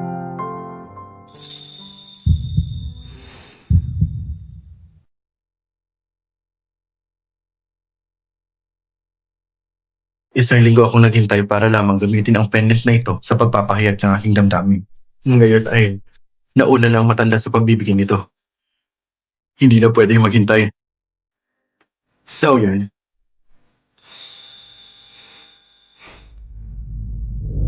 May isang napakalagang bagay akong nais paalam sa'yo. Pagkatapos ng auction, tutungo na si Kenzo para i-file ang diborsyo. Ako? Kuya!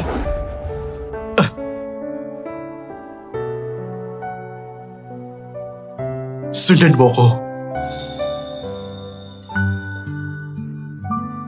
Xiaoyan, Alam ko, natapos na lahat ng problema sa Ken family. At gusto mo makipag-iwalay sa akin.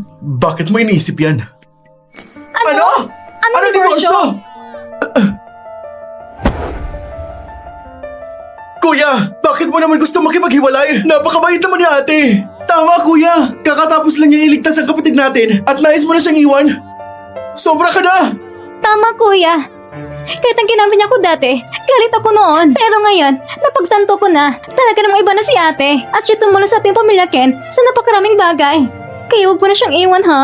Hindi ko... Kuya! Kung iiwan mo si ate, sumaman lang kami sa kanya! Kami rin! Sasama sa kanya! Huwag kayong makialam! Hindi ko pa sinabing... Ate, huwag natin siyang intindihin. Sa huli, tayong pamilya. Kuya, kung talagang maghiwalay ka kay ate, dadalhin mo lang sarili mo. Kayo... Ano ka ba? Hindi ako... Hindi ko sinabi. Sino bang may sabing gusto kong makipag-divorce? Hindi ka makikipaghiwalay? Hindi ko sinabi na gusto kong makipaghiwalay sa kanya.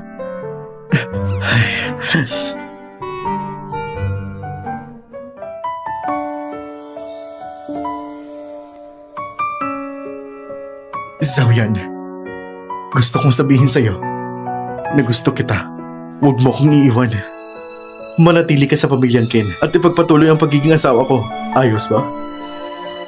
Seryoso ka ba? Dati, ang bahagi ng kumpanyang Ken at ang aking mga ari-arian ay ang pinakamahalaga sa akin. Pero ngayon, gusto kong ipagkaloob ang lahat sa'yo. Dahil sa akin, wala nang mas mahalaga kaysa sa'yo. Itong pendant na ito, gusto ko ring mabili at ibigay sa'yo. Ngunit hindi ko inaasahan, mauunahan ako. Narinig ko, ang pendant na ito ay simbolo ng walang hanggang pag-ibig. Xiaoyan, ito rin ang nais kong sabihin sa'yo. Kaya, handa ka bang tanggapin ako? Gusto ako ni Kenzo. Gusto kong makatiyak na isang bagay. Ano yun? Ayaw mo ba talaga akong iwan? Kung sasabihin kong nang gusto kita, masaya ka ba? Kapag nahawakan kita, nababahala ka ba sa puso mo? Ate! Mahal mo talaga siya! Kaya, gusto mo bang manatili? Gusto ko. Napakagaling! Asawa ko. Mula ngayon, lahat na sa pamilyang Ken ay sa'yo na. Ako rin ay sa'yo na. Pero, may isang bagay akong gustong matiyak. Ano yon? Kapag hinawakan mo ko, talaga bang nababahala ako sa puso mo?